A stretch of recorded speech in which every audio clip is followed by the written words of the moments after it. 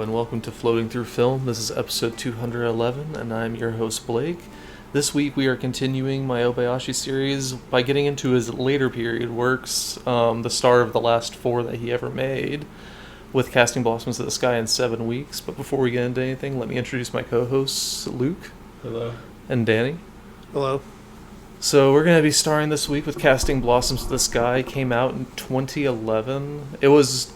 I do think it's pertinent to mention that it was written before the earthquake in 2011, which 7 weeks is more about, because that was just something that, 7 weeks was the first script that Obayashi wrote after that disaster, so that's why it's mentioned somewhat in Casting Blossoms to the Sky, but that's probably one reason why it's not more about it, I would say, but Casting Blossoms to the Sky, I guess I'll just give my background with it. I should have probably looked it up, but I did watch this earlier than 2023 whenever I watched most of Obayashi's movies. I watched this, I think, after Luke, obviously, Probably, yeah. because I know this is one of Luke's favorites from Obayashi. But it blew me away, mostly just because, I love what Obayashi does in his late period in terms of, cutting and with the green screen and stuff.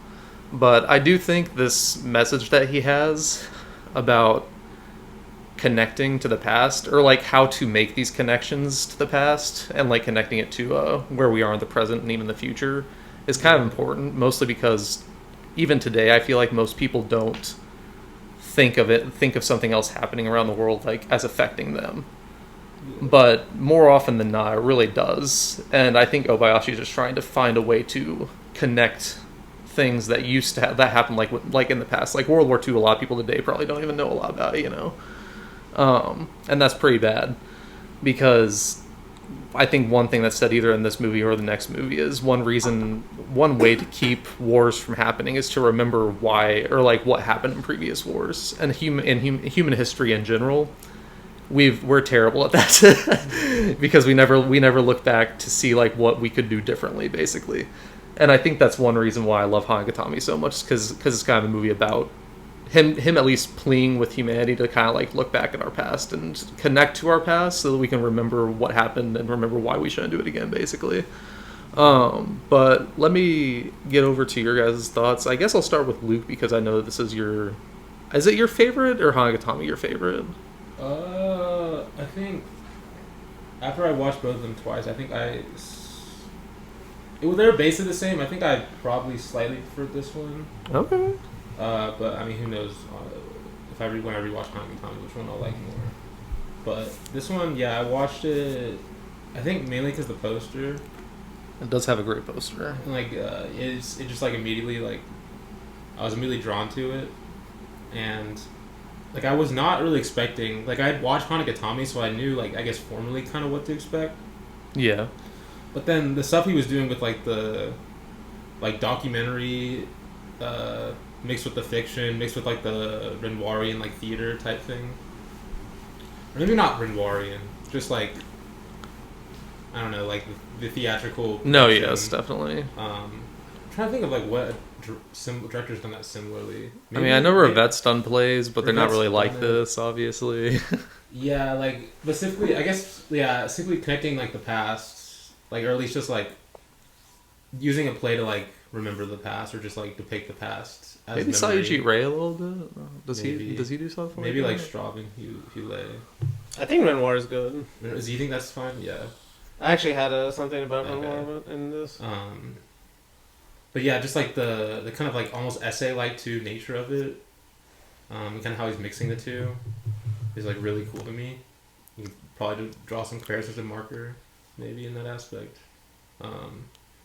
And could draw comparisons to Marker or some Vertov, obviously. Vertov, yeah, I guess. I don't know enough about Vertov, I guess. I wouldn't go there. But... You're the Vertov expert, so we'll divert that to you, I guess. But I can see more Renoir though. Honestly, that was some of this reminded me of Rushmore. With Wes Anderson. Wes Anderson. I haven't seen Rushmore. Also, Asteroid City too. But... Okay, Asteroid City. That's actually really good. But Rushmore even already has that too. Yeah. Also, just kids putting on a play. Yeah, and kind of just the chaotic nature. Yeah, It almost there almost isn't a satisfying conclusion to it at all. But yeah, formally, obviously, he's going off with the green screens here. This is maybe the first like green screen frenzy you could say. In his filmography? Probably. I would say so. Unless you consider House that, but like even then, this is like. I mean, yeah. This is a level above House.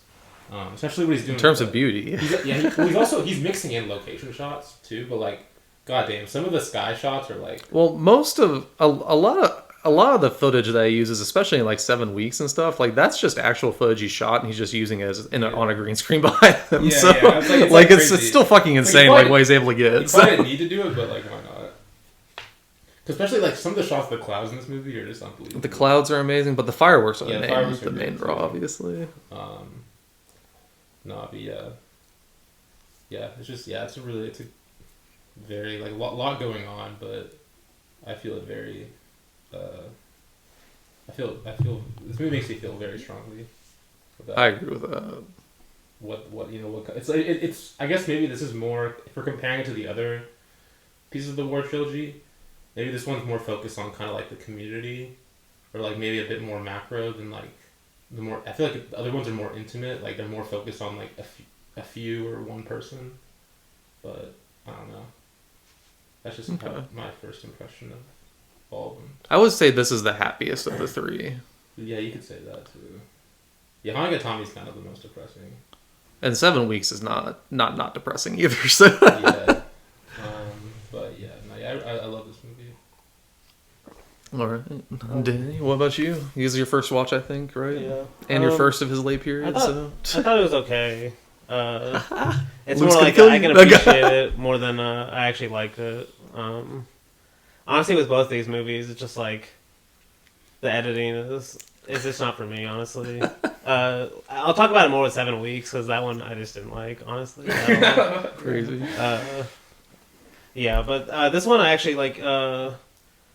I mean, thematically, like I think some of it's really interesting. I honestly wish it was like more documentary and less about like just the school play and shit. But because I like the school play is part. This is part of it. Like there will be moments that are interesting, but like just the editing and everything is just so fast paced. Like that's what I like about it. I hate it, but yes. Yeah, but I've already talked to like this is honestly this week really kind of helped me focus, more about. Really focus your hating. Not my hating, just like what is annoying me about this film, about his kind of style, Well, I did say pre-podcast that at least because I watched both these movies this week, and this is my third time watching both of them. They slow down a lot if you rewatch them, like because you know what to expect more. Especially 7 weeks, so there's like no way I'll rewatch them. That's crazy. Casting Blossoms maybe at some point. Because 7 weeks, I honestly might prefer to Casting Blossoms. So. Oh really? Damn. Like I love 7 weeks, but that one is just another level. But this one, like, yeah, we'll talk about that. But because I had read Obayashi's interview too, and well, it's actually interesting because apparently he even says he's not making anti-war films. He says his quote is, "I'm not making anti-war films. I just don't like war." And then this is like, and I think you can feel this one in the movie. You already said this is probably his most optimistic, and he basically actually said that because he said, let me just read this because you already talked about the earthquake that happened. They call it 3/11. Yeah, 3/11. I actually don't know much about that earthquake, honestly. It's the one that caused the nuclear plant reaction in Fukushima and devastated that city. Yeah. But this is what he said. He said, quote, "For those who experienced losing the war, 3/11 was a do-over. I thought that no longer will the Japanese think materialistically or conveniently. I thought we will learn to be compassionate and work together. I thought we were going to be okay, and so I made Casting Blossom to the Sky, and 3 years later, 7 weeks. I thought the Japanese will cast away nuclear power plants and will move to a better direction. But sadly, the government doesn't move that way. And the one reason is because of that war, they can't feed themselves. It's the military-industrial complex. So, of course, the government won't stop a war." And like obviously I agree with that, especially that second part. Yeah. It's like how do you how could you ever think of the first part?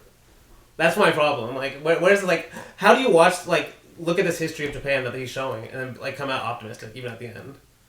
To me, I'm like how? Like of course you should be pessimistic about it.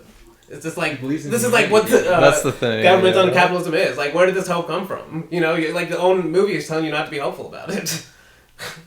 like how they killed their own citizens and stuff. It's like, No, yeah. where's this hope coming from then? I mean, his hope is more in just like humanity and looking back to the past. That's kind of what I said earlier. Also, like he's trying to find a way to connect humanity to the past so that we don't recreate his mistakes. Yes, I can agree with that. But then, just like he even said, like he thought Japan would come together. No, yeah. It's like where is that coming from? Like you thought. I mean, that's happened multiple times in Japanese history, though. No, but like the government, though. No, you say Japanese history. That's what I meant. That's why I specifically said capitalistic governments. Like, why would that ever happen?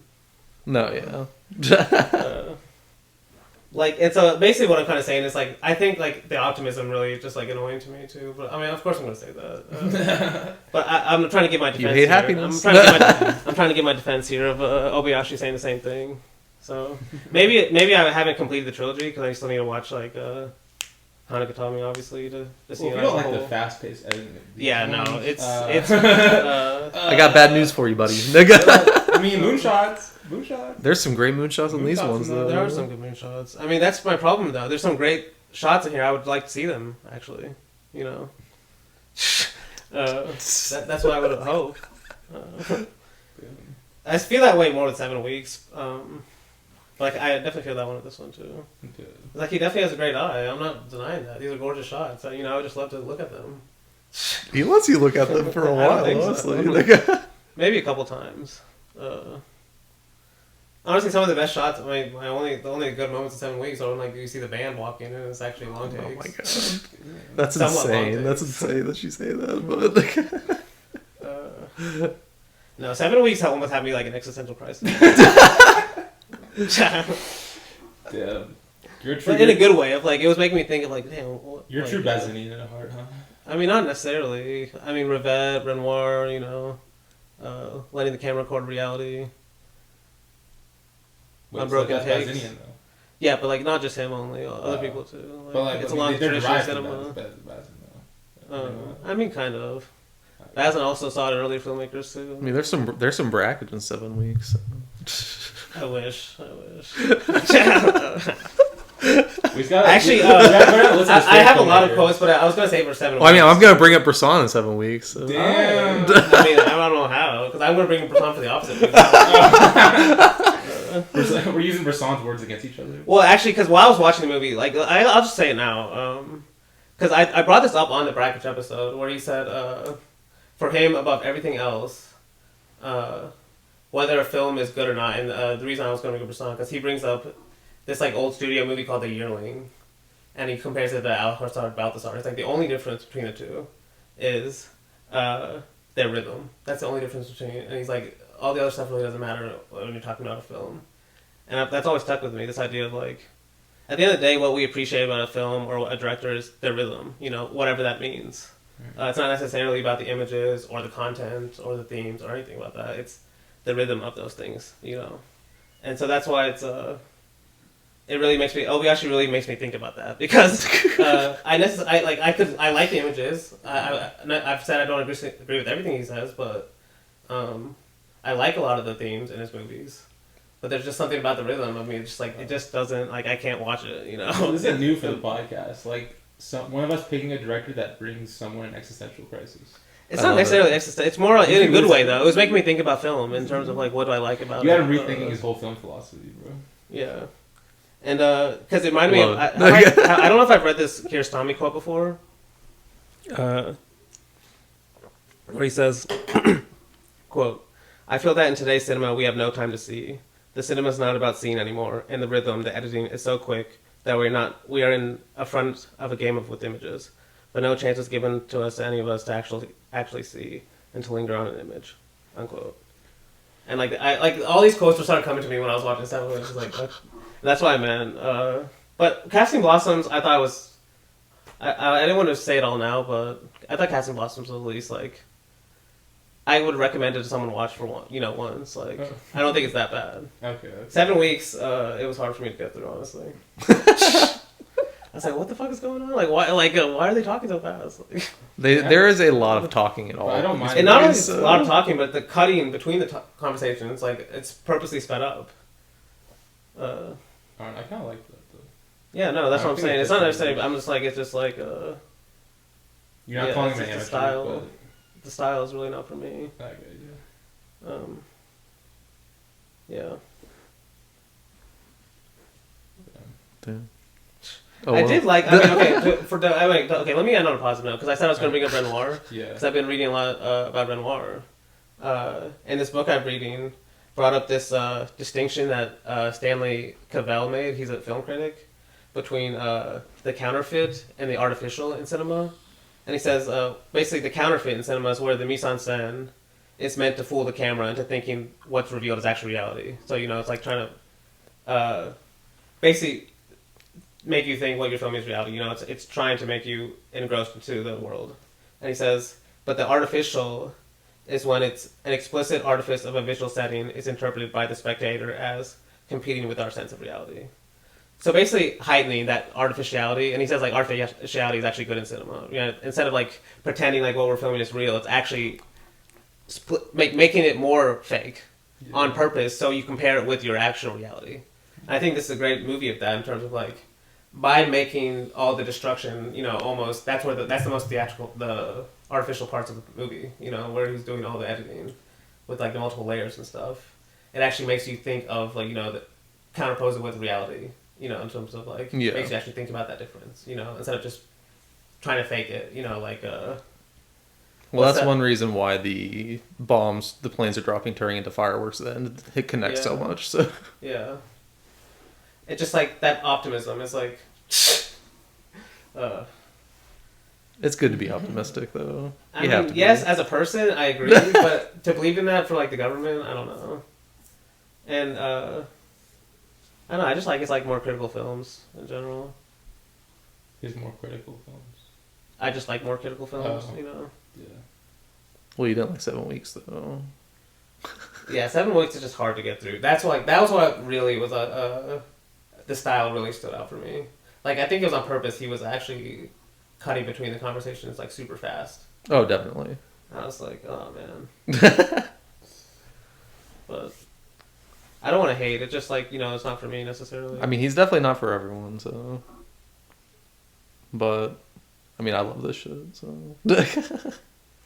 But, I mean, it's going to be hard to talk about it, obviously. My notes, especially on Casting Blossoms, I feel like are very just vague in general, because it's just a lot. Like, I mean, 7 Weeks has a lot of this too, where it's just like it's a lot of talking. Like you're getting lectured a lot. I mean, you kind of know me by now. I'm just gonna hate that. Like, unless it's Rossellini, they'll sit there for true. hours. Like, he actually lets us enjoy the mise en scène of the worlds he creates. I enjoy the mise en scène of the worlds Obayashi's creating. We don't see shit. It's like all these just like medium shots, people talking most of the time. There's the one little sequence with the grandpa is pretty good. The backgrounds are usually crazy in 7 Weeks, though. If we saw them, What do you mean if you saw them? There's no time to linger on an image anymore. But I mean, both of these movies kind of open up with just a bunch of quotes, kind of, or just I guess Obayashi just telling you what the movie's about to be about, because this one opens with "To the children of the future from the adults who lived in the past," and then it says this movie is based on real events and real stories we heard in Nagaoka, Niigata in 2011. And I will say, while all these things are happening, the score's going off. The score is by Joe Hisaishi. This might be his best. Well, this is probably his best score. It's so good. Although, I mean, like, he doesn't have necessarily a score for all his movies, though, right? Because sometimes he just uses classical music. Or is that only Hanagatami? It might only be Hanagatami. But the Hanagatami, the classical piece he uses the entire time is, like... So good. What do you think of the score in this movie? Danny? I thought it was good. Okay. Like, overused, but... Oh boy. Wait till Hanagatami. He plays the same piece of classical music like all throughout the movie. I'm really curious how Blake's gonna bring up Rasan, because... You're still anxiously waiting. It's more thematically wise. I've already kind of... Because, like, formally, it's like, it's everything anti-Rasan. It's like the most anti-Rasan movie ever made, because... No, because I've already kind of brought up the persona. Rasan says only diegetic music. This is, like, all non-diegetic music. Which is fine. Yeah, it's fair. Not my thing. No, that's another Bazian. I guess you could say it's another Bazian thing in a way. no non-diegetic or diegetic? Like only diegetic Only music diegetic, yeah. Okay. versus non-diegetic, which is manipulative. No, I think 7 Weeks is more strongly connected thematically, just to kind of what Bresson was doing with a few of his movies in terms of like trying to show how interconnected everyone's lives are. This one also is somewhat about that because it is also trying to connect people to just like our history. But I do think 7 Weeks is more so about connecting individuals almost and trying to see how our lives actually connect together. So, I can see that. but I mean, we'll get to that more obviously later. But then we also get the quote in this movie as we continue: "If people made pretty fireworks instead of bombs, there wouldn't have been any wars." Words by wandering artist Kiyoshi Yamashita. Which that's going to be a phrase coming back multiple times in this movie. Which it's. I mean, obviously, it's very apt. I don't remember when the first gun was created, but fireworks have existed longer than guns have been around. It's just we found a way to use gunpowder to harm each other, so we did. So. But then we get just this opening of, I think it's just a voiceover of this reporter talking about her, like the real stories and events that we're about to watch and hear, and kind of how delving into these stories is like delving into almost like a dreamscape or like a dreamland almost, because it's almost, I feel like he's trying to like. This delving into like a dreamland, I don't know. It's like it doesn't feel real, but at the same time, it really like shit like this really happened, obviously. So, yeah. But it does open with, or we get like, so a lot of this movie is going to be switching between timelines almost, or just like this memory of of 1945. Because this is the first time that this happens, or in this movie that happens, where we go back to July 20th, 1945 in Saigon. Yeah, how long was that before the atomic bombings? The atomic bombs dropped like August something, So early like August. Yeah. Yeah. Because both of these movies are kind of about that this too. is like forgotten basically due to it being overshadowed by the. Exactly. Like this is like the lead up to the atomic bombs, basically. So like, I mean, I think that's an important part of the movie. It is. Like it's a community like mourning and like I guess just like mourning just like with themselves or just like you know what I mean like. No, yeah, like they don't want to be forgotten almost. Yeah, don't want to be forgotten. Because actually, that's obviously a quote in 7 Weeks also, but like, don't leave us here. But yeah, so after a quick scene there, we do cut back to the present day in the same city with this reporter again, and there are just a lot of amazing shots already. Danny probably hates that we don't linger on them longer, but I personally. This is where we get like the cloud shot. I think that's in the header. Is that right now or is that a little bit later? It's close because it's with the taxi driver. So because we're with the taxi driver. Okay, yeah. So it's like, but those shots that like the way the clouds look in that shot are just like so really good. I love both of their close-ups as they're talking, and the clouds just like literally like billowing behind them. The way the hill's like framed in the shot. Oh, it's so good. I also really love the shot of basically the family from 1945 walking past her car. Yeah. As they're driving past, but we do at the same time cut to this man. I think it's a teacher. I think he's a teacher. He's obviously the love interest of the reporter, I guess. They have a connection. Say the line. What? You didn't like the romance. Oh, okay. I mean, the romance is like basically not here, but there's really not much. It's unnecessary, right? It is interesting. Oh. He's asking for tissues. I've left him speechless. I mean, because we do kind of get like this rainy scene of him and the reporter breaking up, and this is more just saying. I love that scene. Yeah. It's just more so like her just saying like we aren't connected to a war or something like that. I think, or we're not part of it. It turns like a melodrama really quick. It does. It's like melodramatic one. It's so funny, but yeah, then they're obviously next to it's Is her. It's supposed to be funny. Like it's definitely like, it's heightened drama and it's it's definitely over exaggerated. I mean, her reaction isn't that funny just because she's leaving because it's like what we we're not a part of war or something like that, I think she says, but we do have this the scene with her and the old taxi driver, like we already said, next to a river. They're talking, I think, about the earthquake that happened. So, like, it is mentioned, like I said in this, but the movie isn't specifically about it yet. But we are introduced to this random girl that kind of just appears at this school that this teacher is teaching at. And she has a play that she wrote that she wants him to put on called "There's Still Time Until a War," and her name is Hana Matoki. I do kind of like whenever she gives him the script, because she's like, this script is made with many voices. Because I think all the stories in this are true stories, obviously, of what happened that night. But so this movie in itself is made with these voices, but we do get the story of the boy who poured water over people in a bomb shelter to save them from fire as well.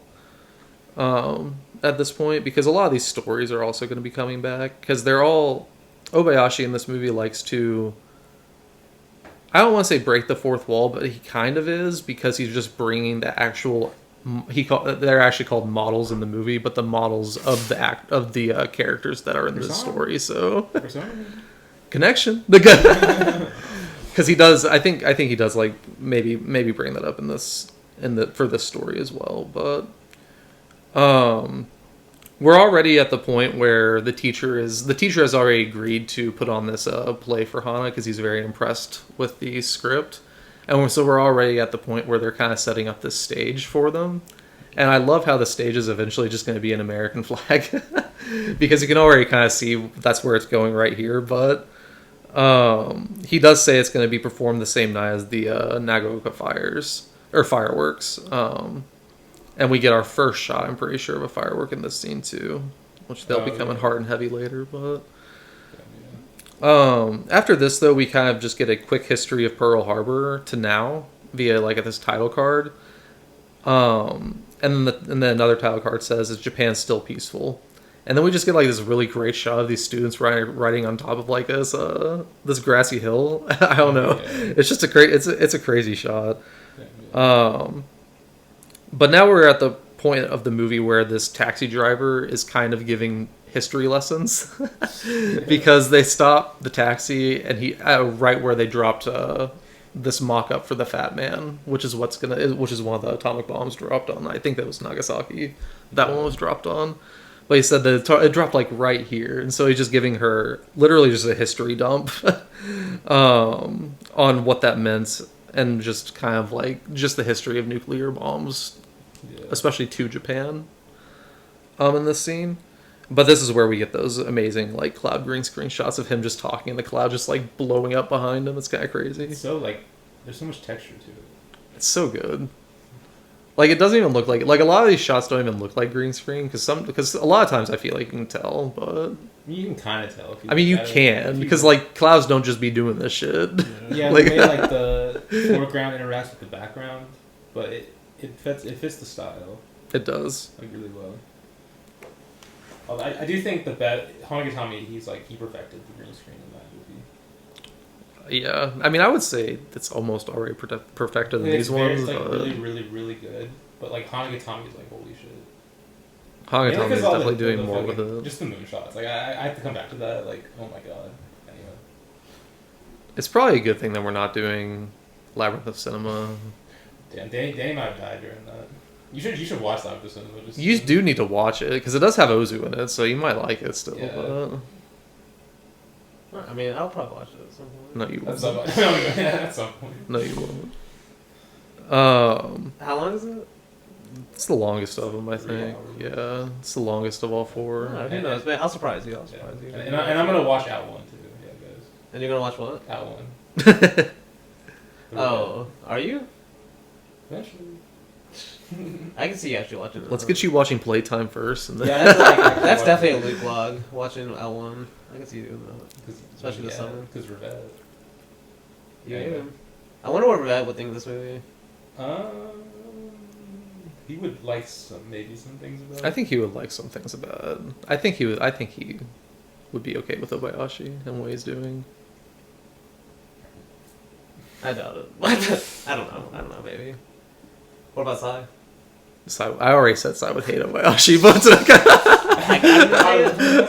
got him again. I'm not gonna lie. I gotta start saying my Sai-Union instead of a Bazinian. Sai-Union? Yeah. That sounds so Team weird. Sai. I mean, I'm Team Sai too. Also Team Obayashi though.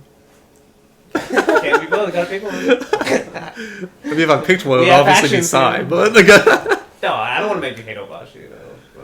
I mean, that We'll doesn't save make that me for a hate different him. podcast. You We'll can save that for never. a canon episode. We're trying to pick an Obayashi movie. I mean, we're going to pick one. He's like, can we just like remove him off the list? No. I'm glad we did it. I'm like part of this podcast is doing directors I would never watch my own. Like that was the main reason. And no matter what, Danny, like if he doesn't like him, obviously, but he doesn't like the form. But even the form, he's doing something interesting still. It's just not for him. Yeah, he's so. making me think about the form. That's like better than a lot of directors. You know, that are just making stories. Making stories. Filming stories.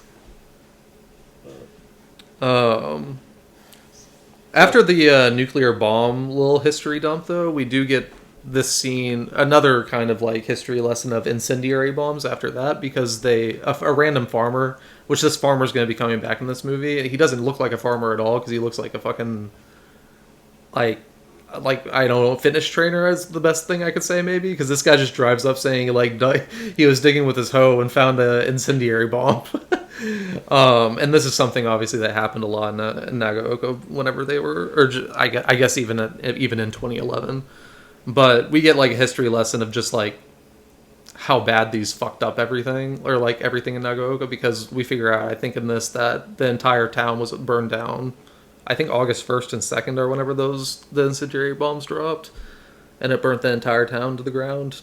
And that's obviously what the play is going to be about too. It's not a nuke, obviously. It's just incendiary bombs, but you can see the devastation that they caused. But yeah, the history lessons just kind of continue after that. It's also just crazy what he decides to put in here sometimes, because it's like this guy, whenever he's giving this lesson on the incendiary bombs, he's just like doing push-ups sometimes. Then you just have like this random ass shot of him, like right below him where he's doing push-ups, and just a cloud kind of like blowing up behind him. I don't know, interesting shit. But after the history lessons, we have another scene with the teacher, talking about the script and how in detail it is on the Knights of the or how in detail it is about the people and the details of just Nagaoka at the time in 1945.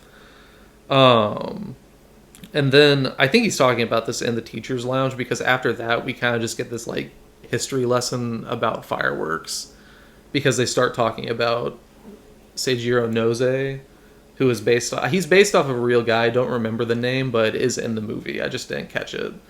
An actual like master firework craftsman that created the fireworks in 1947 that Nagaoka shot off for everyone, which we'll obviously see later on in this movie. But yeah, they're just teaching you how to make fireworks basically in this scene, which is really cool.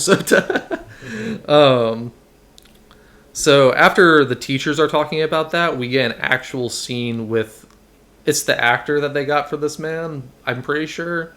Or it might actually be the real guy. I can't remember, because anytime the real actor's on the screen, it just says, it pops up with these little like Japanese kanji subtitles that say the name of the model that they based him off of. So I'm not sure if this is the actual actor or the actual man, like the actual model that they modeled their character after, but regardless. He says, I like to make fireworks that open up slowly and smoothly because I think smooth fireworks tug gently at people's hearts.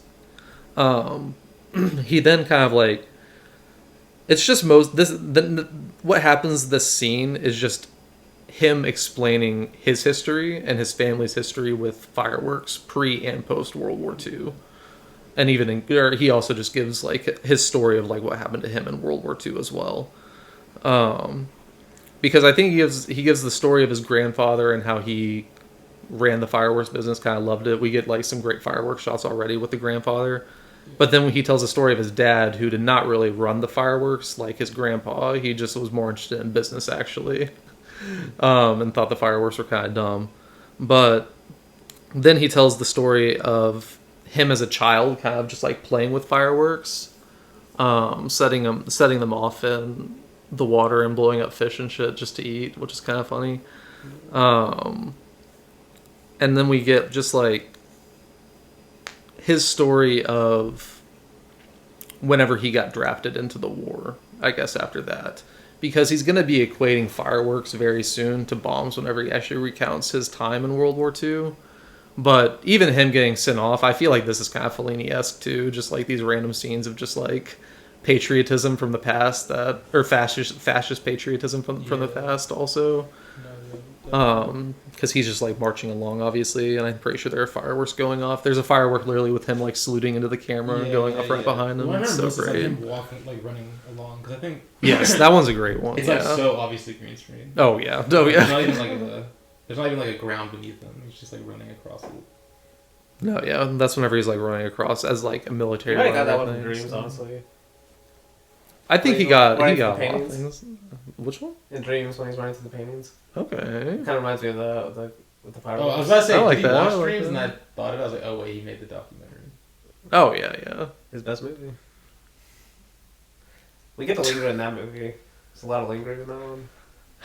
It still has one of my all-time favorite shots, like this like wide shot of like you can see the whole set and stuff, but then like the cherry blossom like leaves start falling like pink, but it's like this, and he just holds it. It's amazing. It's an amazing movie. I agree. It's just a gorgeous shot. We just get to watch it for seconds. Danny's favorite parts of these movies are the credits because that's whenever Obayashi actually lingers on. Well, I do want to say it, but 7 weeks, the best shot might be the last one. The best shots in general of 7 weeks are the entire fucking end credits. Oh my god! The first one we see with that it's like a zoomed in shot of just the hill with like this orangish, the orange flowers or whatever on there. I honestly thought that was a painting at first, amazing. and then you see like a car drive, and you're like, "Holy shit!" I was like, wait, no, this is a real one. No. Yeah. That's why you always have to watch through his credits to the end, man. It's just, he's going off in those, but I wish he did it in the movie. He does. You just don't appreciate them. We do. There is a good moonshot in this scene too. There is a good moonshot in this scene. I think it's after the fireworks shot of him as the young soldier. Yeah. Which that's obviously green screen, but it looks amazing. So, but yeah, after he recounts his story as the runner that Luke kind of already brought up as the runner in the military, he kind of quickly gets to after they had lost the war and where he got sent off to. Like him and a lot of other Japanese soldiers got shipped off to Siberia for manual labor, and then he just kind of tells the story of that. I'm not sure if we get the story of the guy dying yet. I think that might be later on, but obviously it's not a great situation. But then he also, in this scene, tells the story of the first fireworks launched in Nagaoka in 1947 that he was a part of as well, to help signify the rebuilding of the town. After this, we kind of stay with this story with Nose. I think it's Nose. I don't know. It's spelled Nose in the subtitles. So I'm just like Mr. Nose, but it stays kind of with his story because now we're with him as a younger man. And some of his friends are just like other people in town finding one of the bombs that the United States dropped that never went off, that just had a sad face drawn on it. This leads him to actually creating his 1,000 red chrysanthemums, though, which I guess is one of the fireworks that this model was known for. And then we get like a black and white camera footage of the actual anniversary of the fireworks that went off in 1947. At least I'm pretty sure it's actual footage because that's not. Yeah. It looked like stock footage from 1947 of those fireworks going off. So that was really cool. After seeing that, though, we get some great shots of these pieces of firework, or of these pieces of like just firework art with the same phrase repeated again. Like, if people made fireworks instead of bombs, there wouldn't be any wars. And then sunset shot. Great sunset shot. Although he has some more insane sunset shots in, I think, both Hanagatami and Labyrinth of Cinema. Labyrinth of Cinema has some insane just sun shots in general. Yeah. Like, I wonder where Danny... I should mention this guy's art name because I just looked him up. I wrote it down. Kiyoshi Yamashita. The one that did the firework painting? Yeah, his artwork is insane. Okay. If you want to look him up. Yamashita. No, I mean Kiyoshi that Yamashita. because that piece that he did was fucking insane. Like they were describing it, and I was like, "Holy That's shit!" like one of the longest shots in the movie. It is. He hangs on the paintings in 7 weeks pretty long Kiyoshi too. Yamashita. Kiyoshi. I'm showing blank right now. If you go through Google. Oh, that one's dope as fuck. That looks like like Forbidden Planet or something. Honestly. Yeah. Honestly, some of these have a Wes Anderson vibe to them. Was he the Like type this of painter one? that does the circles? Okay, I can see Wes Anderson in that. The circles. Where's like a circle? Because what he's using some kind of string or something, right? And the firework one. The Yeah. fireworks is he was using the old pieces of firework that came down. I'm pretty sure. Oh yes, sticking torn pieces of colored paper together. Yeah, That's insane. it's kind of dope. It's so is dope, crazy. honestly. And honestly, in 7 weeks, some of the only shots he hangs longer on is the painting shots in those as well. But That's true. after these scenes, though, we do get a cut to morning of July 21st, 2011, and we have this cool ass location again. It's just like this random cafe, but it's right underneath this awesome lighthouse that honestly reminds me of Ozu. Floating Weeds, I think. But Yeah. but Yeah. it's I don't know if we've been introduced to the second girl yet, but she's also a reporter, and so it's just her and the main reporter just talking, and kind of going around Nagaoka together and just looking at the scenery just now, how it looks in 2011, I guess, compared to what they're writing about. But they start talking just about like bomb shelters and how bad they were too. Because I think one of the reporters got an interview with a survivor from one of the bomb shelters, because we do get one of those now too, where it was just, I think this is an old lady just kind of retelling her story about being inside a bomb shelter whenever the bombs fell or whatever. And we'll get more of those too as the movie moves along. But the two reporters, they continue walking about, and one of them, I think it's the younger one, says that she had an idea for a new story or a new news article that she wrote titled "There's Still Time Until Another War." I don't really know. I think she explains, I think, why she made the article's name, and it was mostly just to make people aware that that since their generation has never experienced a war, they need to learn from the people that actually have. Which that's still true today, obviously. But I do love the shot of her cutting her hair. It's in here randomly. I don't really know why. Yeah. I mean, I think it's probably just because she also broke up with her boyfriend or whatever.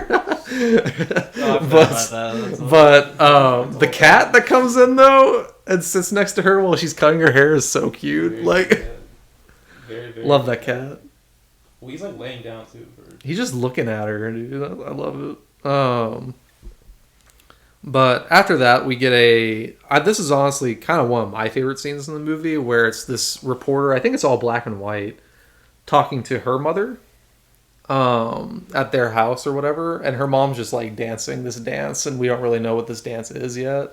But she's basically just asking her, like, how old were you? Or she's just asking her about her, like, past, and saying how, like, I guess sorry she was that she never thought about her mother whenever she was growing up, and what her generation kind of was thinking whenever raising them, you would say. Because, I mean, I guess even now we're far removed from the nuclear bomb, but everyone, I feel like, has that little, like, thought in the back of your head, like, oh, is this today the day? No, because it could be any day, but she kind of, like, says sorry for doing that. But she does ask her mom, like, how old she was whenever the actual nuke dropped, and she said that she was 13.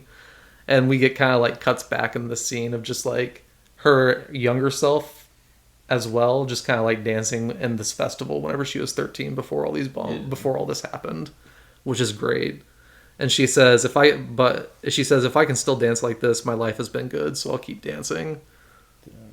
It also has like this like monochrome filter. It does, yeah. Is that like the right term for it? I just said black and white, but that's probably a better term for it. So monochrome filter. It's like kind of bluish still, though. The main thing I remember, the music was really loud in the scene. It's just the It's, like, festival very music, sentimental. yeah. That's not, like, at the end when she's back to the old lady. It's like super sentimental. And then, Joe like, Hisashi just special. to add to it, there's, like, the classic scene where, like, the character talks to themselves, and she's like, oh, you're so brave. Like, when she's talking about her mother. I talked about But it. she doesn't tell her mother, she's like, and she's talking to the audience, basically. I mean, that happens a lot in these movies. Dude, sometimes I'm at work and something happens and I turn to like a sitcom camera. Like a Jim Halpert moment. Yeah. But this one is like a Jim Halpert movie, like super sentimental. Yeah. I did like that. I mean, honestly, it kind of reminded me of the that moment in because I've been trying to think about him with Takahata too, because I think I mentioned that a few episodes where he mentions him. Yeah. You know, similar kind of themes about just like the effects of World War II. Yes. But there's that scene in My Neighbor the Yamadas where like the grandma turned like as she's walking, we see her become younger. I think actually like walking on the line like that. That's like that game that used to play or something. Yeah. And as she walks, she like becomes younger in like the same shot. It kind of reminded me of that, just like seeing this grandma as like a young child. No, yeah. Like kind of going back in time like that. I don't know, because usually when you see like old, I mean, I even do this nowadays. Sometimes I'm like, I wonder what this person would look like when they were young. Like when I see an old person, or like what they were like. Yeah. You know, because like when we see old people, we just think of them as old. You know, I mean, we do it with everyone. I think It's the like, same thing when I hang out with you guys. Fuck you. He got us. I mean, yeah. You walked right to that one. Damn. You really I mean, just, it's not. It's that was an fair. alley-oop to me. It's fair. I mean, you're old as fuck too. No, I don't want to hear it. Okay, You're getting there. You're getting there. Alright. Whatever you say. No, but if you look at pictures of your like grandparents whenever Yes, they're that's younger, exactly you're like, what I mean. damn. That's exactly what I mean. Child can miss lonely. And honestly, you could say that's one of So the strengths of this true. movie is like making you just think about time in that way. You know, if you want to get delusional about it, this is definitely a time image movie. Because it's not about, it's like about, you know, time itself. Yes, yeah. And like how it impacts these people. But, no, I did, it just like, I remember the music was just like, damn, this is so much. So you think Deleuze would like this movie? I don't know, he could probably write about it for sure. I think Deleuze would like Miss Lonely too. So. Oh, I don't know about that. This one I could see him liking. I do have in my notes that we have another great moonshot here. As this is like a subtle moonshot because this is whenever she's like writing to her boyfriend or whatever. A note that I think will be read later on in the movie, but it's just like this, just like out the window, the moon is just kind of like hanging there. It's just so fucking cool. But as she's writing this letter, it cuts to him and Hana working on the play that they're putting on again.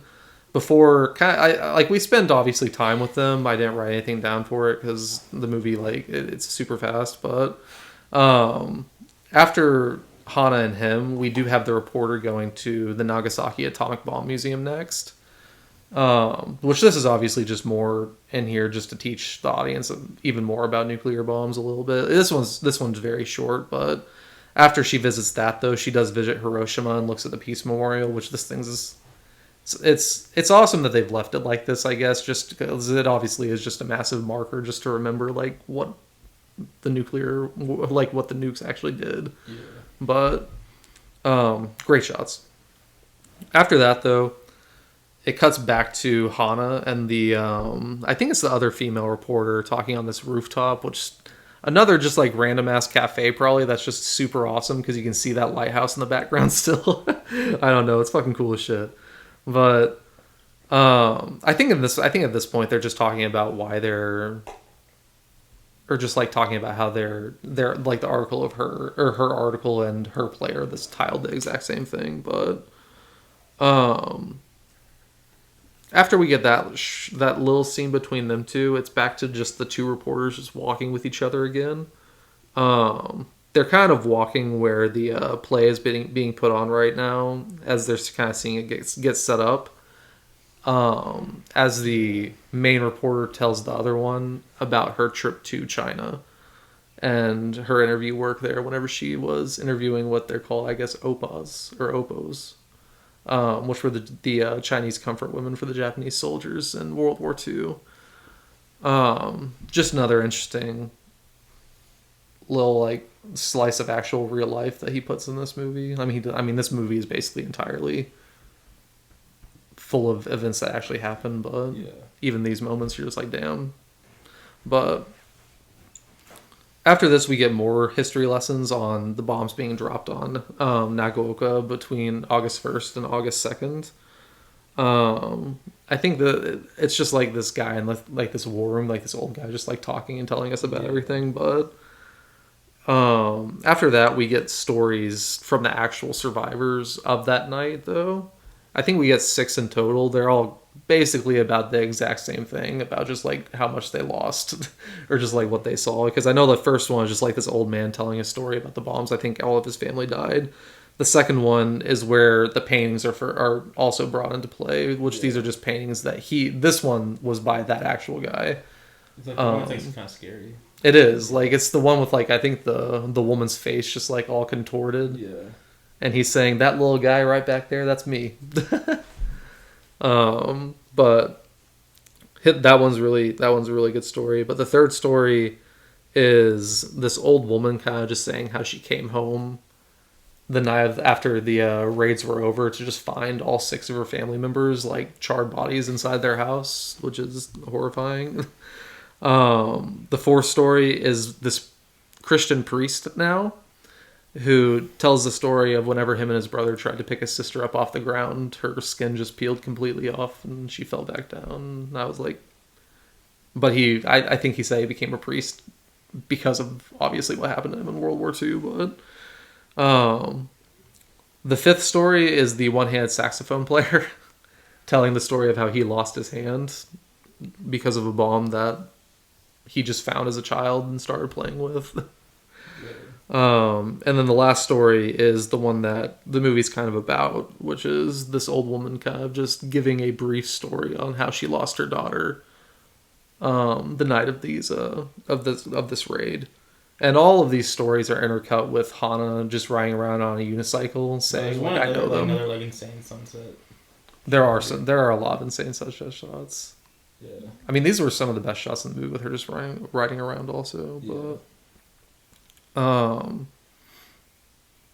But yeah, I think that old lady says at the end, like, she can't really love fireworks because it just reminds her too much of actual bombs dropping, which is fair.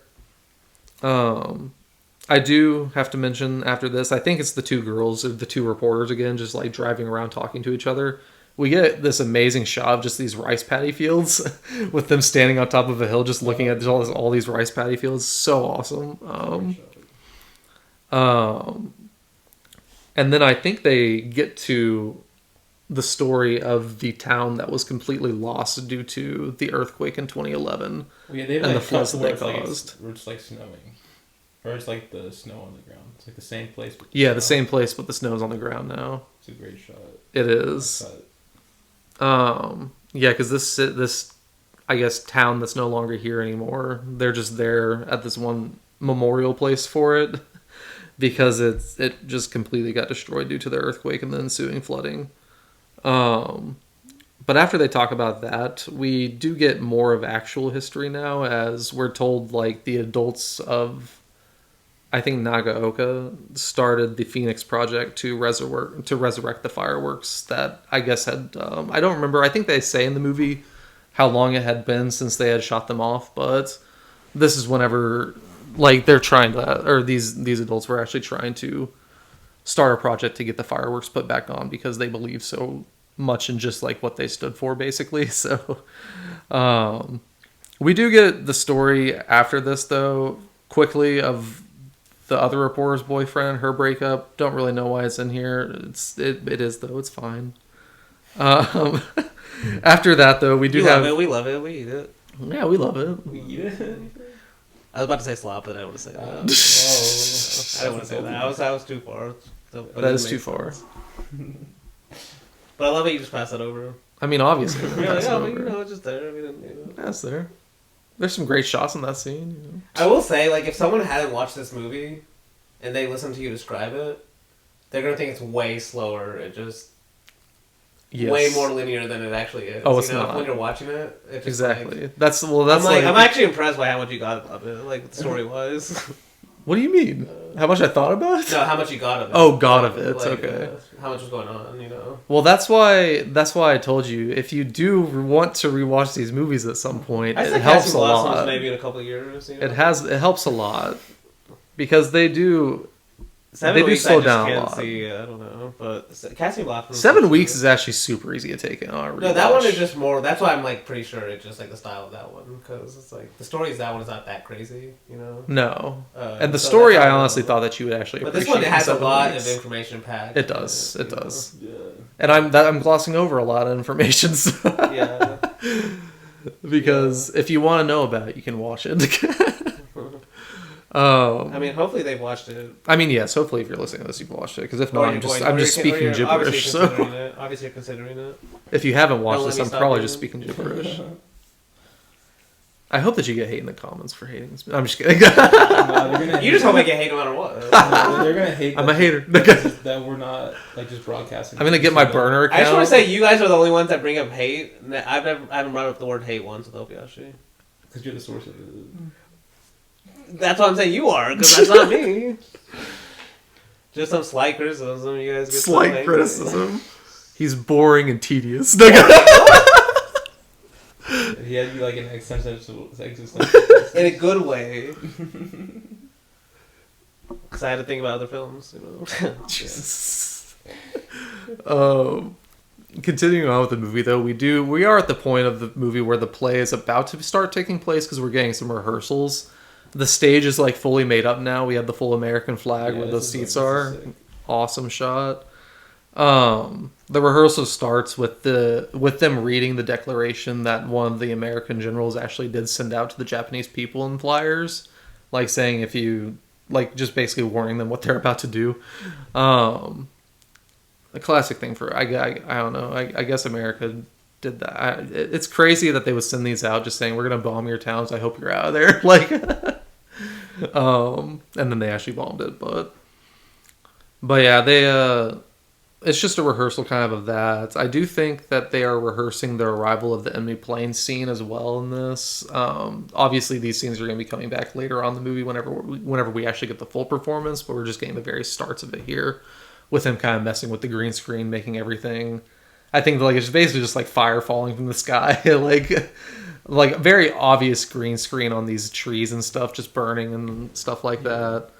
I love it, though. Yeah. I think it's also all the children might say at this point, like everybody was killed by war, and there is like this. I do want to point out just this one crazy CGI cloud shot, where it's that guy that I'm pretty sure is the drummer in 7 Weeks, just this like really like chunky guy.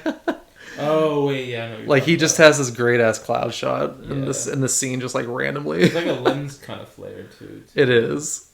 It's almost like I don't know what the lens flare would signify, but definitely does. But yeah, their rehearsal just continues with, do you know when people feel afraid when their imagination is taken away? And they kind of just start talking about that. Like the cruelest thing one can do is to take away their imagination. Because that is, I mean...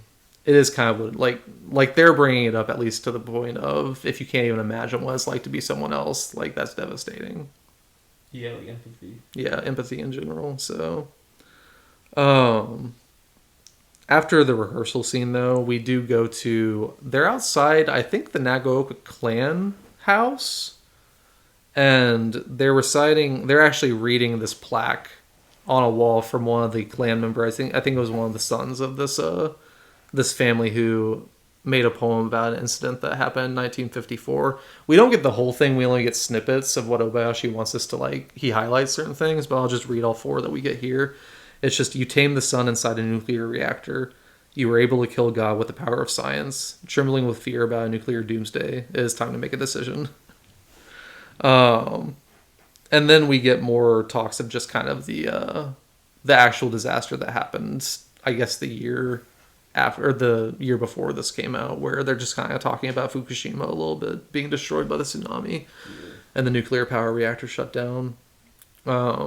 Because that's obviously one of the big reasons why Nagaoka is not prospering now. Because I think they say, I think. Oh no, that might be Ashibetsu. Actually, I'm getting these two movies blended together because 7 Weeks is about like coal mining also. So, regardless, after that we do get more history lessons, kind of about why Nagasaki even got bombed, because they were kind of talking about like just even talking more about just the test bombings and stuff.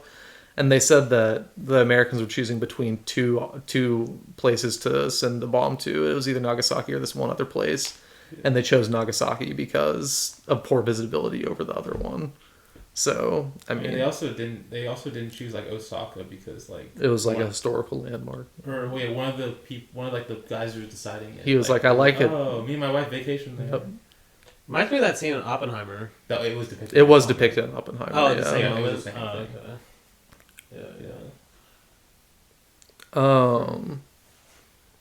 After that, though, we get more kind of history lessons because it's now the two reporters walking with this old man through a museum.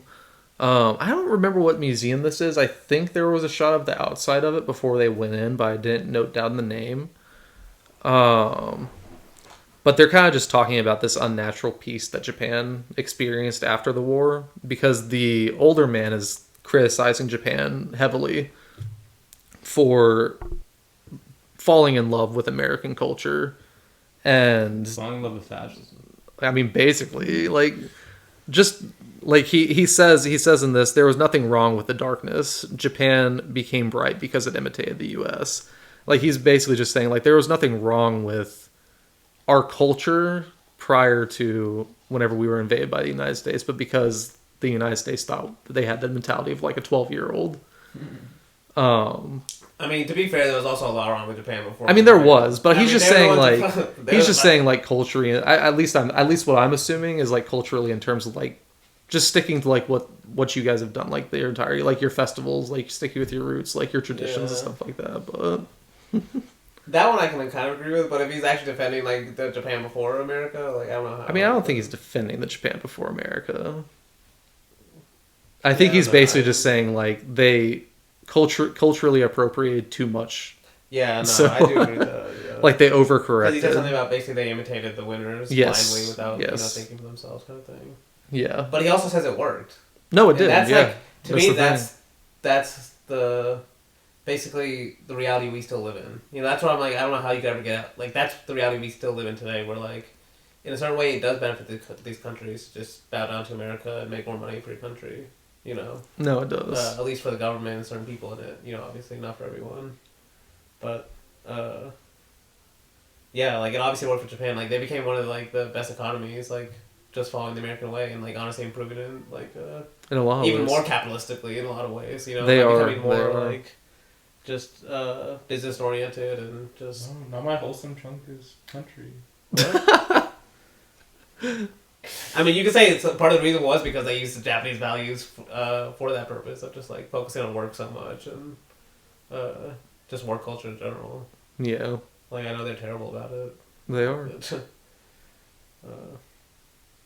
Yeah. Like an entire like. Japan is the ideal perfect utopia. I'm imitating a weeb. I'm imitating a weeb. You had to explain the joke. Wholesome chunk is country. No, I like it a hang there. You know, let it linger a little bit. Not my wholesome chunk is country. No. Any country that has just multiple corporations blacklisted, like warning employees like don't work for these because they're gonna kill you overworking. Basically, like it's crazy. That is. After this scene in the museum, though, I think we also get the speech about like what the peace sign actually means, which I mean a lot of people obviously don't know that either. But V for victory, not for peace. But this old man though after this also does kind of recount his visit to Pearl Harbor and how beautiful it was, how colorful it was. He literally says it's just like it's portrayed in the movies, which he wasn't expecting. But he contrasts how he was treated in Pearl Harbor to how he was actually treated on the mainland United States, because I think this is where we get the first, like, this is just, like, white guy just appear, like, on the screen, just going, like, get out of here, you Jap, or whatever, like. he's just telling his story from over there, and I think one of the girls says the war isn't over for the U.S. or for any of us really. After that, though, they also are kind of like talking about the fireworks that were actually canceled March 2011 after the earthquake happened, that were going to be held between Nagaoka and Pearl Harbor, just signifying their friendship and the remembrance of kind of what happened that night.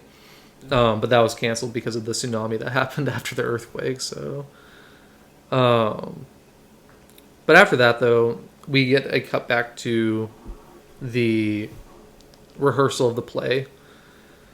They're rehearsing this time Hana's scene, which is the scene that she died. It doesn't happen yet, but this is going to be the scene where she dies, and at least in real life terms, because this is her ghost technically. But the mom that's also told the story at the very beginning of her losing her child that night comes back in this scene too, watching this rehearsal take place. Because after she's like watching this, I think we also get kind of like a crazy moonshot whenever she's watching the fire burning and stuff like that.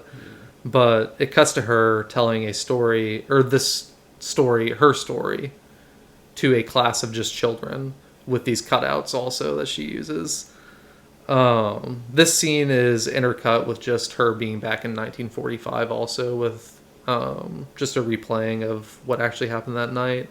Because she does say in this to the actual baby there, she's like, and this is also this is definitely where this is definitely an optimistic movie, because this is not true 100%. Because she says to her baby, she says, if they could see you, they wouldn't drop bombs. And it's like, oh, America has proven you definitely wrong. After that, though, the story does kind of just continue, because I think we might cut away from this old lady telling the story of these children to go back to the rehearsal, as they're just continuing to rehearse this play, because we get like the two reporters just looking inside this bomb shelter as we get the story of the kid just dousing everyone inside with the fire. I love that shot of them just looking in from outside. It's kind of crazy, but after this, though, we get this town hall scene kind of where this woman is making a plea to keep the Nagaoka fireworks and to not cancel them because of the earthquake. And she's basically just saying, like, if we cancel these, it's canceling what they're even supposed to be for, which is connecting us, because I think she's recounting the story of her sister who lost her daughter in the earthquake. So after that scene, though, we do get a scene of this 92-year-old survivor of the war saying that there should never be another war. This is where another one of the cut-ins to the actual model it's based off of comes up, where she's just kind of like walking across this bridge. But after that, the reporters do visit the Nagaoka War Exhibit Hall.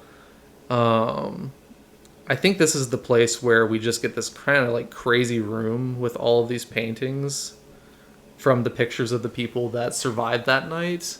Yeah. Whenever they made them, whenever they were like teenagers or something. Or no, we're not at the paintings yet. We're just like in this room with just like pictures of everyone who actually died that night, and we see Hana there. I guess I shouldn't have spoke too soon, because we do get just all the paintings of the people that actually survived that night too. But I think this is the scene where one of the characters asks, like, "Are you knowing your sentimental journey?" or something like that. Yeah. I was like, okay, that makes sense. Well, I think in this scene the guy also talks about like he's talking about the state of Japan too, though, because he's talking about like what does actual like real prosperity mean for Japan now. Because he's at least in this, I feel like Obayashi's going like, we need to think about this. Like, this is not the material. Like, we don't need to be a materialist. Like, what actually matters is coming together for stuff like this. But after this scene in this exhibit hall, we get the scene with Hana meeting the fireworks creator, Mr. Noze, for the first time. It's kind of a funny scene because she's just kind of asking him like what he's making his fireworks for, like what reactions he's hoping to have in other people, And he just tells her, he's like, "You're a weird kid," like to even think about this.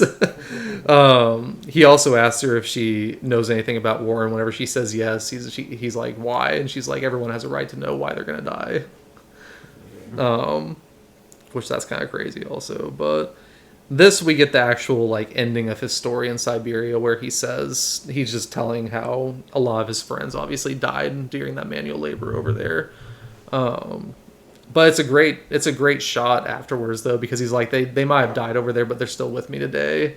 And it's literally just him and all of his like dead friends building this firework together. Like, it's kind of cool. But he does end by saying, "Let's put on a great show." But as he says that, rain starts, and then we get this I guess this rainstorm that actually happened also before these fireworks that lasted for 4 days, almost ruined the entire thing because it flooded the field that it was supposed to be held at. But they didn't cancel, obviously, because the mayor was like, if this is for tourists, we would have canceled, but it's not for tourists. This is for in remembrance of the people that lost their lives that night. See, that's like a low key another like too optimistic moment where people actually care about the locals instead of like the tourists with more money. Okay, that's way I easily believe this, though. I mean, maybe. I mean, just like the optimistic tint of the movie. Because the thing is, the townspeople actually did come together, so this could so this could happen still. That's so. fair. That's fair. But it's like they say this like this is the scene where they had that quote where let's change all the bombs in the world into fireworks and launch them into the sky. Maybe. Yeah, that's why. There's a few of those. There's a few of that's like those way scenes. too optimistic. Like, come on. There's a few. If of those anything, like the scenes. government did the opposite. Like, let's change all the fireworks into bombs. That's like way more likely. You're wasting gunpowder, guys. Yeah, because that's the scene with the like all the dead soldiers. Yeah, it is. It's like, damn, this is sad. Like you thought that was gonna happen. I mean, if only. It's good to be optimistic every once in a while. Yeah, I know he believes in like cinema is like kind of like the fish, like what should happen. Yes. In a way. Although I will say, I had this thought all 3 times I watched 7 Weeks. He ends it with like to the children watching. I'm like, there is no child watching this movie. I'm sorry, Obayashi. Like, actually, I want to bring up a quote after when we talk about 7 Weeks. Okay. Like maybe you're worrying me. So. Well, depends on how you see it. Okay. He's like, it's a childish movie. No, after that scene though, we get to actually like start watching some great fireworks for the first time. It's not in its entirety yet, because after we get to watch some of them with the festivities, we get Hana with her mom talking about flowers and fireworks again, because the mom reiterates in this time. She says fireworks are light and sound, just like war. But this is an intercut with just the night's festivities before the fireworks actually happen. But after that, we get the actual performance of the play, I'm pretty sure. The start of what is the end of the movie, basically. Because it cuts to Hana and the teacher getting ready for it as everything's getting like set up behind it. It begins, and it's kind of like crazy, like just the amount of editing that goes into these scenes. Like, oh my god, dude! Like just like 4 layers almost of editing. It feels like like there are just so many moving parts. But I mean, there's really no easy way to talk about this, because it's just like shit's just happening, just crazy shit. A lot of colors on your screen. A lot of red, especially like. I personally love like. There is this quote in here saying that where someone this is essentially what the quote is, but it's just like, I think it's one of the old ladies sitting and watching the play saying, "I'm worried about what happens whenever people like us who actually lived through this war die." But she does say, but seeing these children put on this play now gives me hope, at least. But I love the scene where the dad lights a cigarette in the middle of the river as Hana's basically about to die, and he's just standing there like smoking. He's like senseless. How senseless? It's just like fucking aura, man. Like, this guy's just aura farming right here. I don't know, but is this the time to aura farm? Yes, you're about to die. You're about to die. This is the only time to aura farm. Like, I did like the shot of like the kids like as adults. Yes. In the close-ups with the fireworks going behind them, you know. Oh, that shot's fucking Honestly, amazing. the guys that played the music on the Titanic as it was sinking, they were farming as well. Was that true? People do that? Yeah, there was like a whole band that was like, we're gonna play. In real life? Yeah, you not heard that story? We're going down No with the way. ship. I hope it's like a very true. popular story. I've never heard that. On like the Titanic. They're like the orchestra or whatever. There's like a few of them, and they just started playing music while. Instead of trying to rescue themselves, or Well, there's not a boat. Or did they not believe that's the big thing with the Titanic. There's not a boats. I would have found one. I would definitely. I would have swam. I was built different. I haven't seen Titanic, so I just don't. It's been a long time You've not since I read have. about I it? don't know the history. Have you never Have you read about it? Yeah. When? When I was in fucking 4th grade. You did not read about it in 4th grade and remember it right now. That's not how. Yeah. What? Fuck you. Quiz me right now. What year was it? 19. That's crazy. No. 19. I just know you're wrong. Hopefully that's not right. It's like 1912. It's 1912. It's 1912. 1917 is the Luxembourg sinking or something. 1912. So Yep, That's 1912. Yep. You said 1917? But I changed it. I thought about it a little more and I changed it. he was thinking of the ship that sank in World War One that got the Lusitania. U.S. Yeah, the But yeah, Lusitania. 1912. Wait, what was Lusitania's year? 1917? I think it's 1917, Yeah. maybe Actually, 1916. It might be actually, 'cause that was 1916. kind of early. Because that's like another thing. Because we were like- only in the war for like 2 years, I think. I mean, to go And back 1918. to go back to kind of this film with Pearl Harbor, it's a big part of the movie. It is. Like yes, Japan attacked Pearl Harbor, but also America was like basically used as an excuse to go into the war in the first place. Yes, the same way they did with Lusitania. They knew basically. it It's was like- about to happen. They Yes, just allowed yeah. it. So But like they wanted an excuse. yes, And like that's the thing with Lusitania. I think like it wasn't a big deal for the first few months after it sank, and then like it was kind of like manufactured that we should make this a big deal, that they sank one of our ships. I have to read about that. Yeah, because I haven't read about pretty World sure War One in that's- so long. And honestly, some people say World War One's more interesting too. The I think- original's always more interesting. Not Well, not always. I don't know. Well, World War II had more like variety in fighting. I don't know. I mean, World War One. What I think is cool about World War One is it literally is like the end of the old era of like kings. It's and, like, it's also the like end. royal kingdoms It's and also stuff like before that. the Geneva Convention because that's kind of why the Geneva Convention came about. Yeah. Well, there were like laws and against. that was the first war where like that's what I mean. Like there was all these old time, like royalties, but also the way people fought wars was very old. King Ferdinand got assassinated. Yes, We got Star Wars. The fact that we had kings, you know what I mean? But then like you had these new military weapons that were very 21st century weapons. People still fighting the old ways, and just like people getting slaughtered because of it, just like World War II had like more variety and like World there was War like II, I mean- there were both battles fought in the extreme cold and then also like the extreme hot. That's fair. There was like so much it was more variety. expensive. There's different types of landings, different types of. See, that's why the Thin Red Line's so good because that actually talks about the Pacific side that like yeah. doesn't get talked about as much. I mean, that's why Those Lawrence of sides Arabia were is so insane. good too. I still need to watch. Because you don't get the Egyptian side very often, or just like the sides of Africa, or World War II very often. So Wait, which one are you talking about? Lawrence of Arabia. That's World War One. Is that World War Yeah. One? Because they're like riding camels in that. Because no, they're. I guess that's mentioned in, He's going to like the Ottoman Empire, I think, Damn, to get tribes. That was World War One. great You're movie. making our point. I think Merry Christmas, Mr. Lawrence. I think he's from he's from the African division. Yeah, that's David Bowie. I'm pretty sure that's World War II. Is that? Yeah, no, that's definitely World War Yeah. II. That's just Japan. yeah, So. right. I mean, we're basically at the end of the movie. Like, we just have, I want to say about 10 minutes of just fireworks going off behind people, which is amazing. Yeah, like, fire. all the time. So good. I'm not going to read the entire quote because it would maybe make Danny throw up on the podcast because of how sweet it is and how optimistic it is. I would use a but different word. I would use a different word. how naive it is.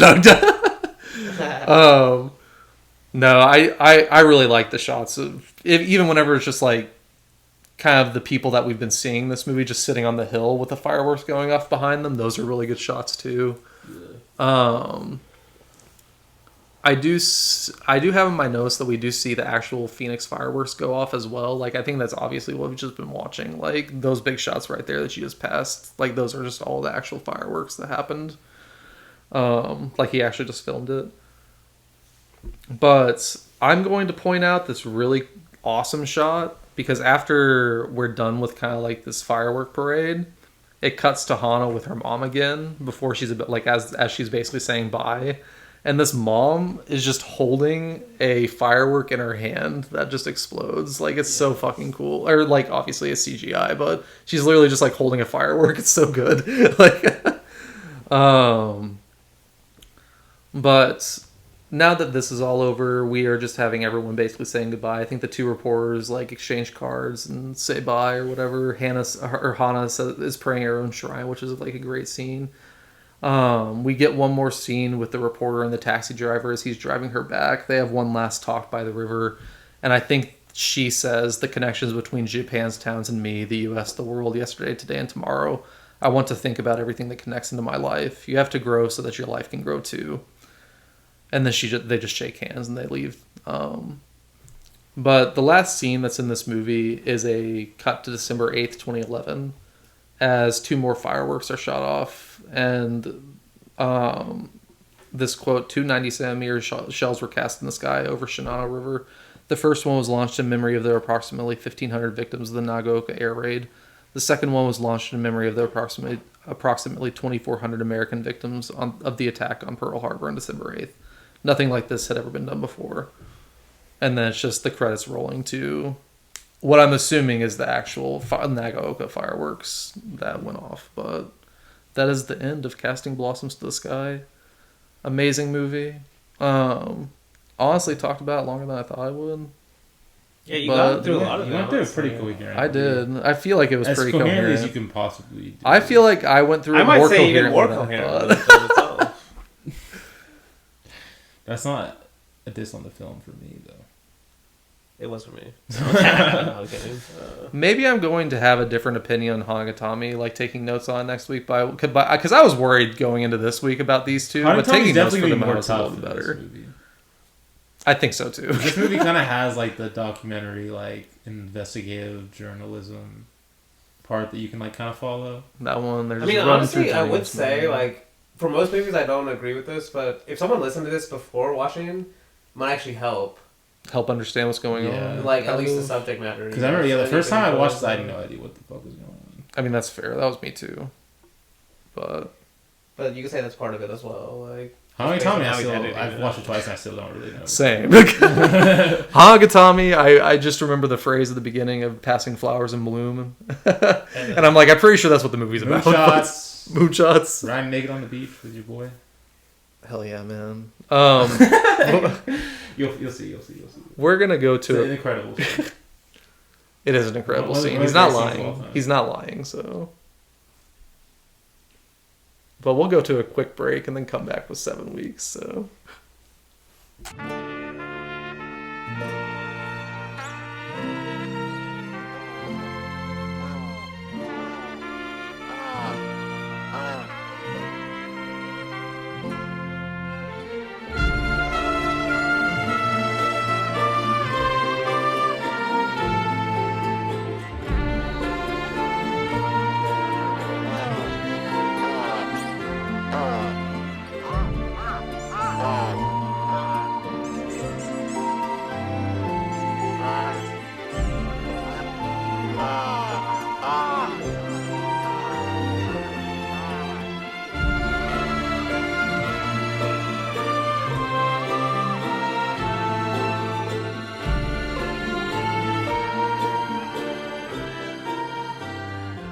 And we're back from the break to talk about Obayashi's 2014 movie, 7 Weeks.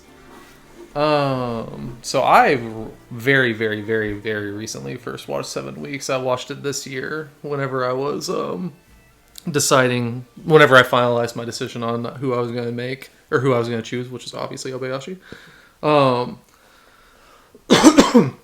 I personally love this movie.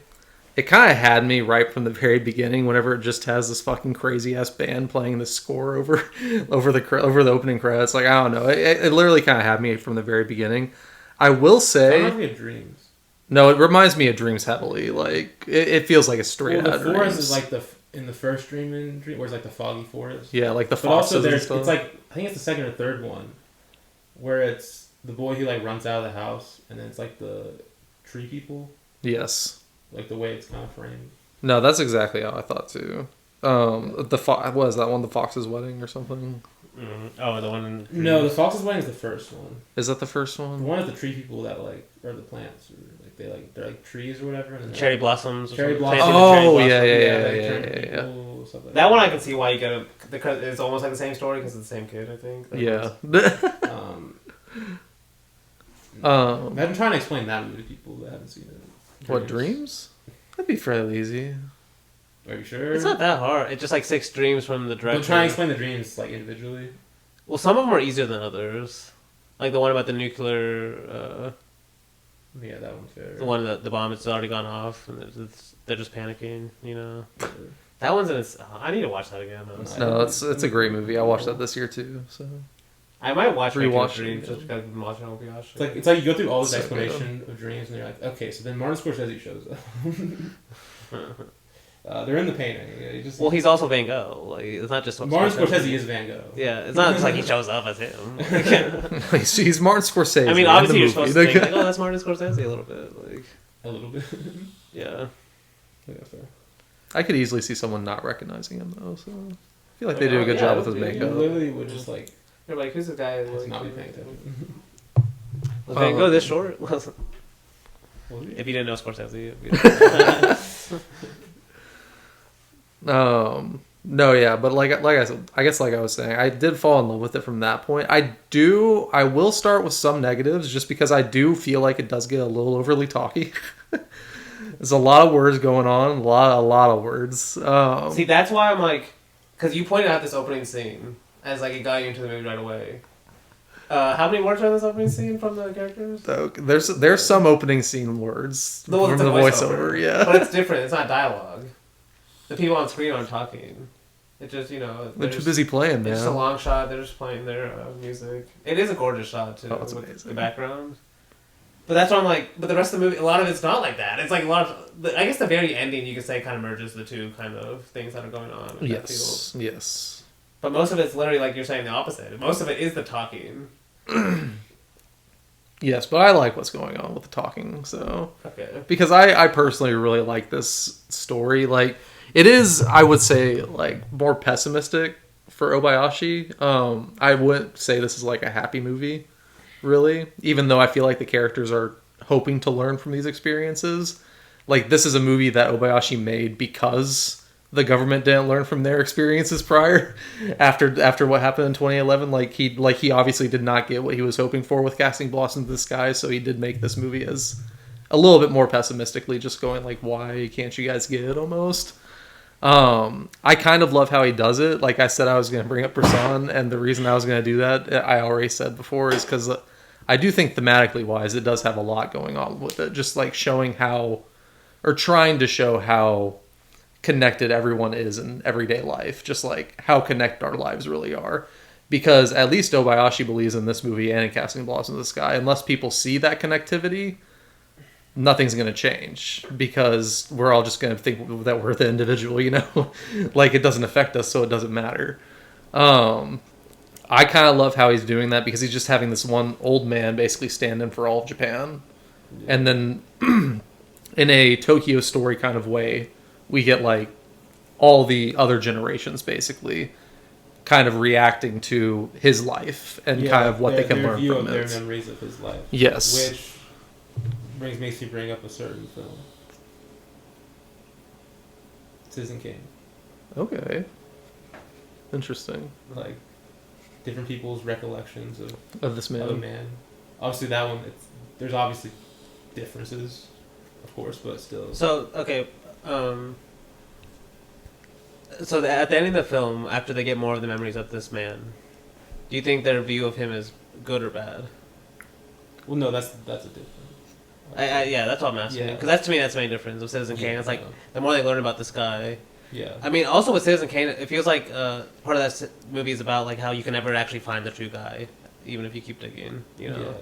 It's like you just keep finding contradictions. This one's about like can find. I think it is more about just that kind of like, just about, it's like that more positive theme of we should just go back and learn more about, you know, the past. Yeah. You know, and individuals, honestly.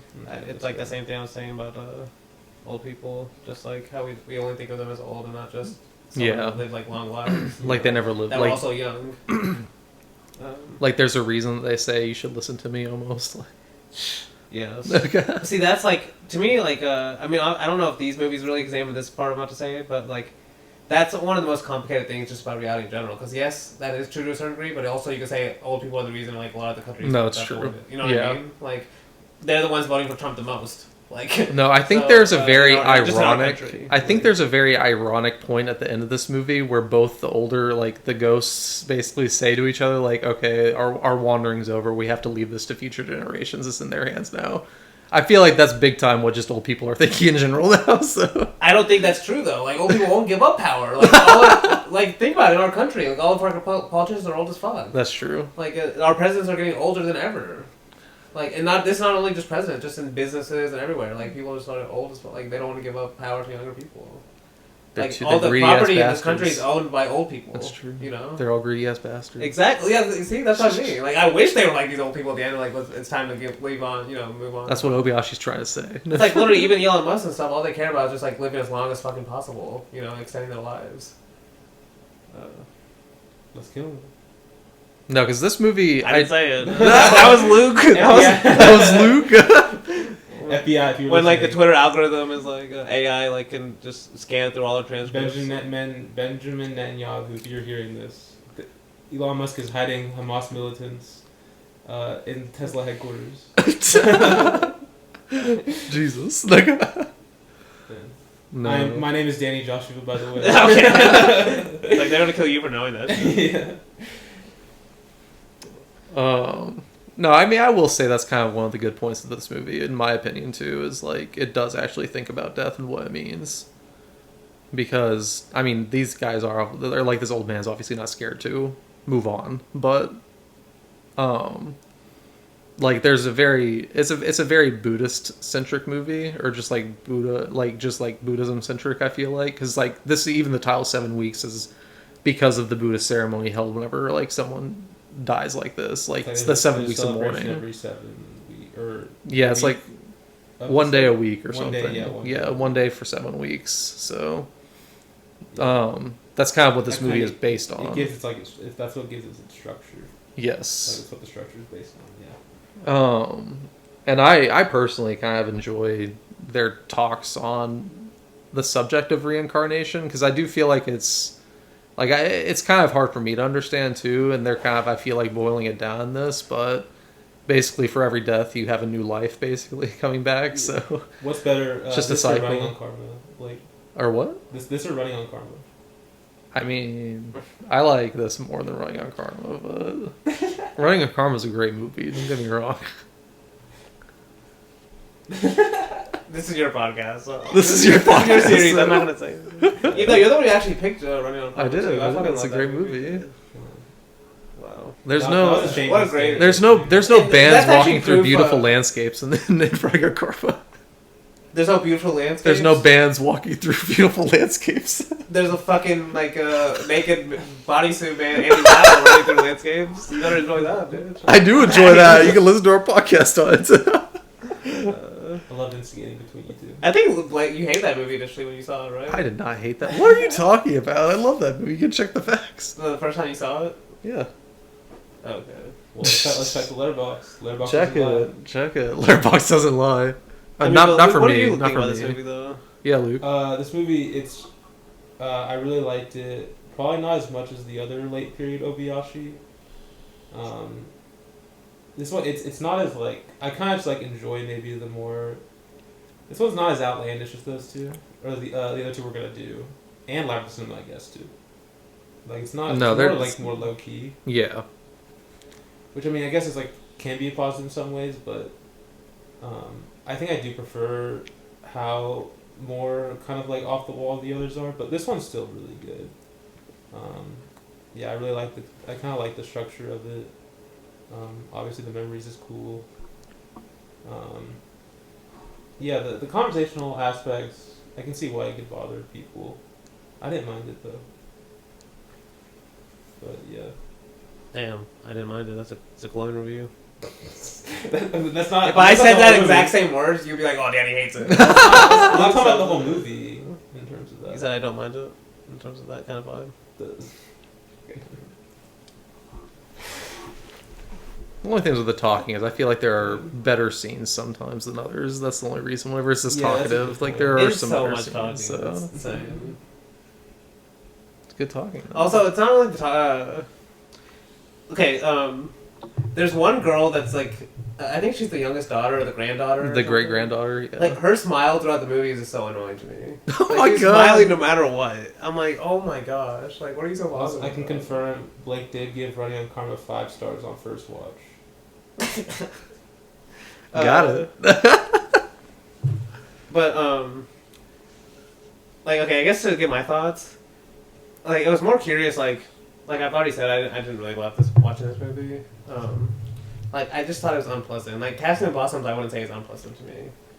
It was kind of chaotic, but and so I was just going through Letterboxd because most people on Letterboxd agree with you. They love this movie. At least most of the reviews are really positive. Yeah. Part of it's because most people haven't seen this movie, so the people that are watching it are like Obayashi heads. Yeah, this is like, not. how many It's views hard to does it even find. have? It's hard to find. I think it's like How many views does it 1,000 have on maybe. I think it's Letterboxd? like 1,000 maybe. See, damn, that. I think it's really I thought it was more low. than that. That's crazy. Maybe 4,000 maybe. But still, that's It's still 1.6K. Okay. Okay, see that explains though. Like if so, but I was and I'm glad I can understand why people have like including you have a positive emotional reaction to it, but to a certain degree, just the editing, which is the main problem. And so I was trying to find some reviews like that actually talked about the form at all. And so I want to read one Letterboxd review I found. First, so I'm going to read a positive review first. Okay. And then there was this article I found where actually she's not negative, she just like is kind of a mix on it. But I'm going to read a quote from her about the film too. And it's a lot of it just like it's almost kind of proof of it. Just like, do you like the style or not? Yeah. So let me read first Letterboxd. He's positive. He says, quote, "Crazy how Obayashi anticipated the retention editing of TikTok and YouTube. His movies are assaults, text on screen, breakneck cutting, obviously fake collage effects, jump cuts, and relentless dialogue. 7 weeks is 3 hours of almost continuous conversation and narration, as if someone took the remove silence option from a podcast app and forced it on the movie. There's a scene where a car drives away, and Obayashi can't stand to risk your attention wandering if he lets it play out the full 5 seconds.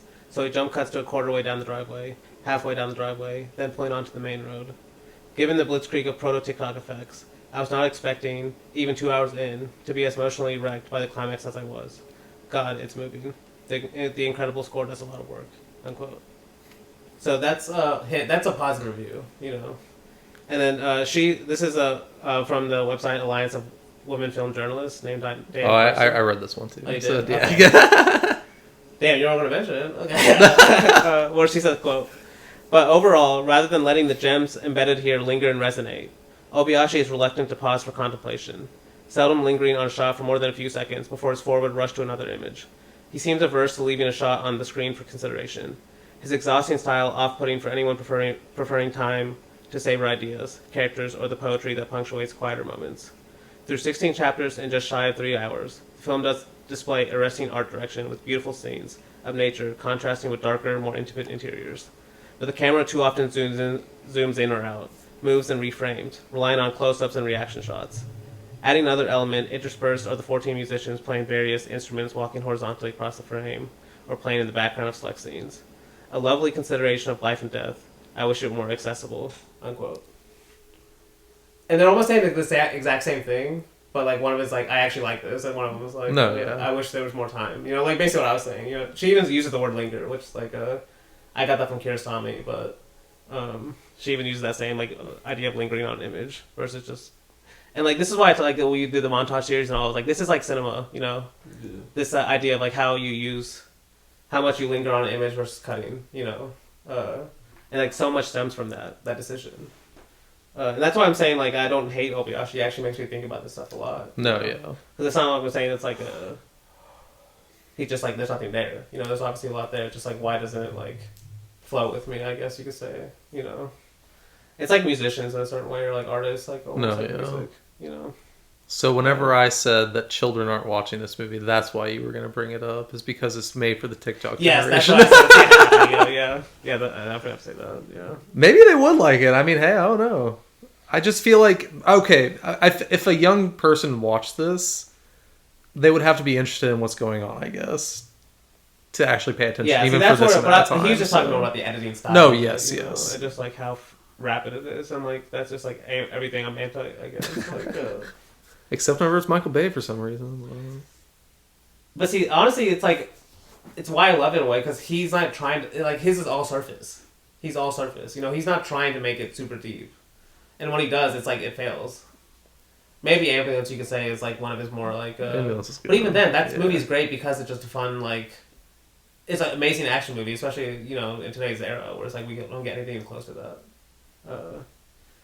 Like it's not like it's not a deep interrogation on healthcare system. It's kind of nice that it's about that in a way. But it's not that a great analysis of it or anything, but yeah. I mean, I'm glad that at least makes you think, You were shocked that I watched this twice this week, I'll just say. I'm like, damn. I'm like, that takes a lot of effort. I mean, I will say... Even if you like it, you kind of have to say... The third time... Because this was my third time watching it, I guess, after the second time this week. The third time was super easy. I don't know why. That's why I said it's... I don't know, there's something to be said about that, I guess. They do slow down a lot on rewatches.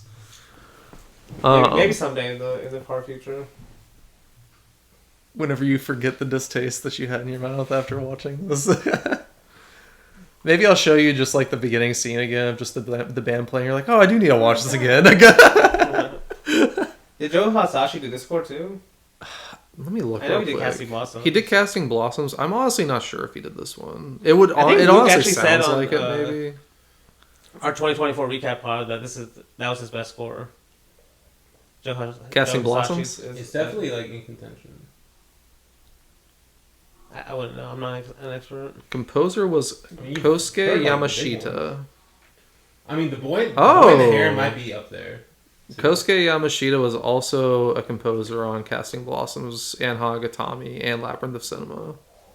So he did all four of these, but then he... Hanagatami, it's I'm not mostly gonna just that say. one Bach piece. I'm not gonna say what else he's composed. But- So Okay? Now you have to tell us. You can't just say that and not tell us. it's like first there's some anime, and then there's like Power Rangers shit, so which is kind of crazy.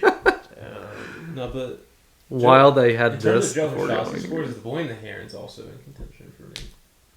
People really need to like. It's wake hard to up. beat the Katana ones, dude. That's where he saved his A The game. boy in the hair like beats those. I doubt it. It's too dramatic. I don't even remember. It's just like a lot of No, the Katana. I mean, emotional swaying of his, emotions with loud crescendos. You really just you're never beating the like soulless and like Soulless? emotion allegation. I love emotion. After what you just. I mean, to be fair, he just brought up katanas. Like he does go off in katanas, and those are all emotional. I think he saved his best for Katana. He's like, these are serious films, Like the one with the two kids. adult films. The adult films. The one with the two kids though, or the two high schoolers. Huh?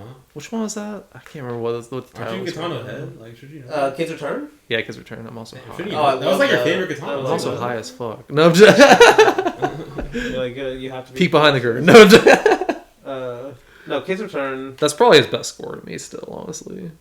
On the 2024 recap, I think you mentioned Sea at the Sea, too, maybe. But, Seeing at the Sea we're is just, so we're just good. recalling Joe Hasashi scores, though. Seeing at the Sea is so He kind of does good. carry Oh my Casting God. Blossoms. It's like a Don Williams situation. Does not carry. The images carry, but okay. We can move on. No.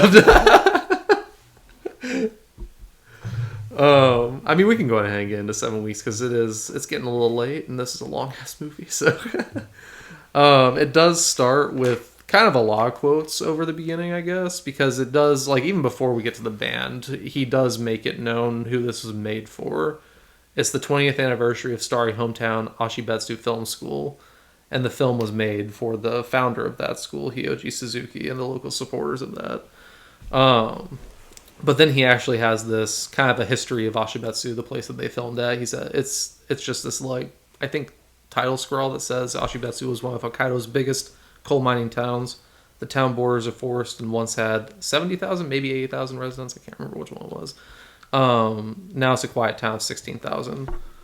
And then there's just kind of this random quote that says, "For what I failed to feel in my lifetime, I think death will come as my punishments." I don't really know what that means still, even on a third watch, like watching it before this. Like I feel like it's supposed to it probably is supposed to have big meaning, but I just can't figure out what yet. Um but it does open, as I already said, with this band, and kind of as Luke already brought up, like this band kind of straight out of Kurosawa's dreams, playing the score as a voiceover says, "When you're born, we replace someone. When we die, someone replaces us. Every person's life and death is tied to the lives and deaths of others." And that's just the classic A movie opening, as Obayashi always has. The voiceover does continue, though, with this small tale of a death isn't unique. Like the deaths happening in Japan every day, you can see a lot by taking a closer look at death. A death is a history tying the past and the future. Let's take a look at one tiny tale of a death. With each death, there is a story. History brings back the dead and forgotten. Maybe a person's karma lives on in future generations. This strange tale begins with the legacy of people. So I guess even right there, it kind of just frames what this story is about. Like, even though it is about this family, like he's really, like this is it's kind of just a stand-in for Japan, like just the people in general. But one reason why I feel like this movie might be a little bit more easy to talk about than even definitely than Hanagatami, and probably even a little bit more easier than Casting Blossoms the Sky, is because it is just separated into 16 chapters. Where, I mean, a lot happens in some of these chapters, but it's all at least talking about kind of the same thing. So, so this chapter 1 is the repercussions of a death. So it opens with this woman. We find out she's a granddaughter of this grandpa Mitsuo that we'll be following this entire movie. But she comes home and finds him close to death after kind of already, like she's been talking to him this entire time, but it's almost like he's kind of a ghost already almost. Because she's been talking kind of to just like a ghost of him.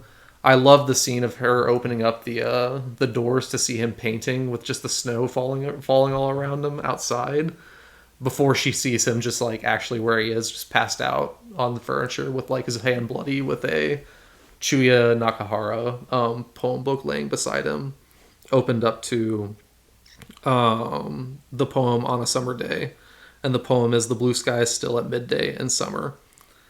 And I love any time that this poem is said, he will just cut to this amazing image of just clouds on a blue sky and what you assume is a midday summer. So, because that'll be kind of an establishing shot, I guess you would say, later on in the movie. But after that, she obviously calls the hospital. They come pick up her grandpa. They're at this like starry cultural shop, which is, I guess, kind of what this movie is kind of about. Just this like shop that's trying to at least preserve the culture of this town that is almost dead, you would say, but also just preserving the culture of Japan, you would also say. But so we're at this hospital for a while. During this hospital scene, chapter 2 ends up coming up, which is just coming home. But this hospital scene, I want to say it doesn't end until like 20 minutes in the movie, and it's just a lot of the family talking to each other. Danny's shaking his head already. Because it's not normal talking. It's like, not normal talking, like, no. That's why I thought it was a great description of like saying remove silence option on podcasts apps option. It almost feels like that. Like it's like there's no pauses between the talking. It's insane. There's not. No, it's just like once someone's done, it's just the next person automatically picks up, and sometimes even then it's the grandpa. Honestly, this might be the worst scene in the movie in terms of what I'm talking about.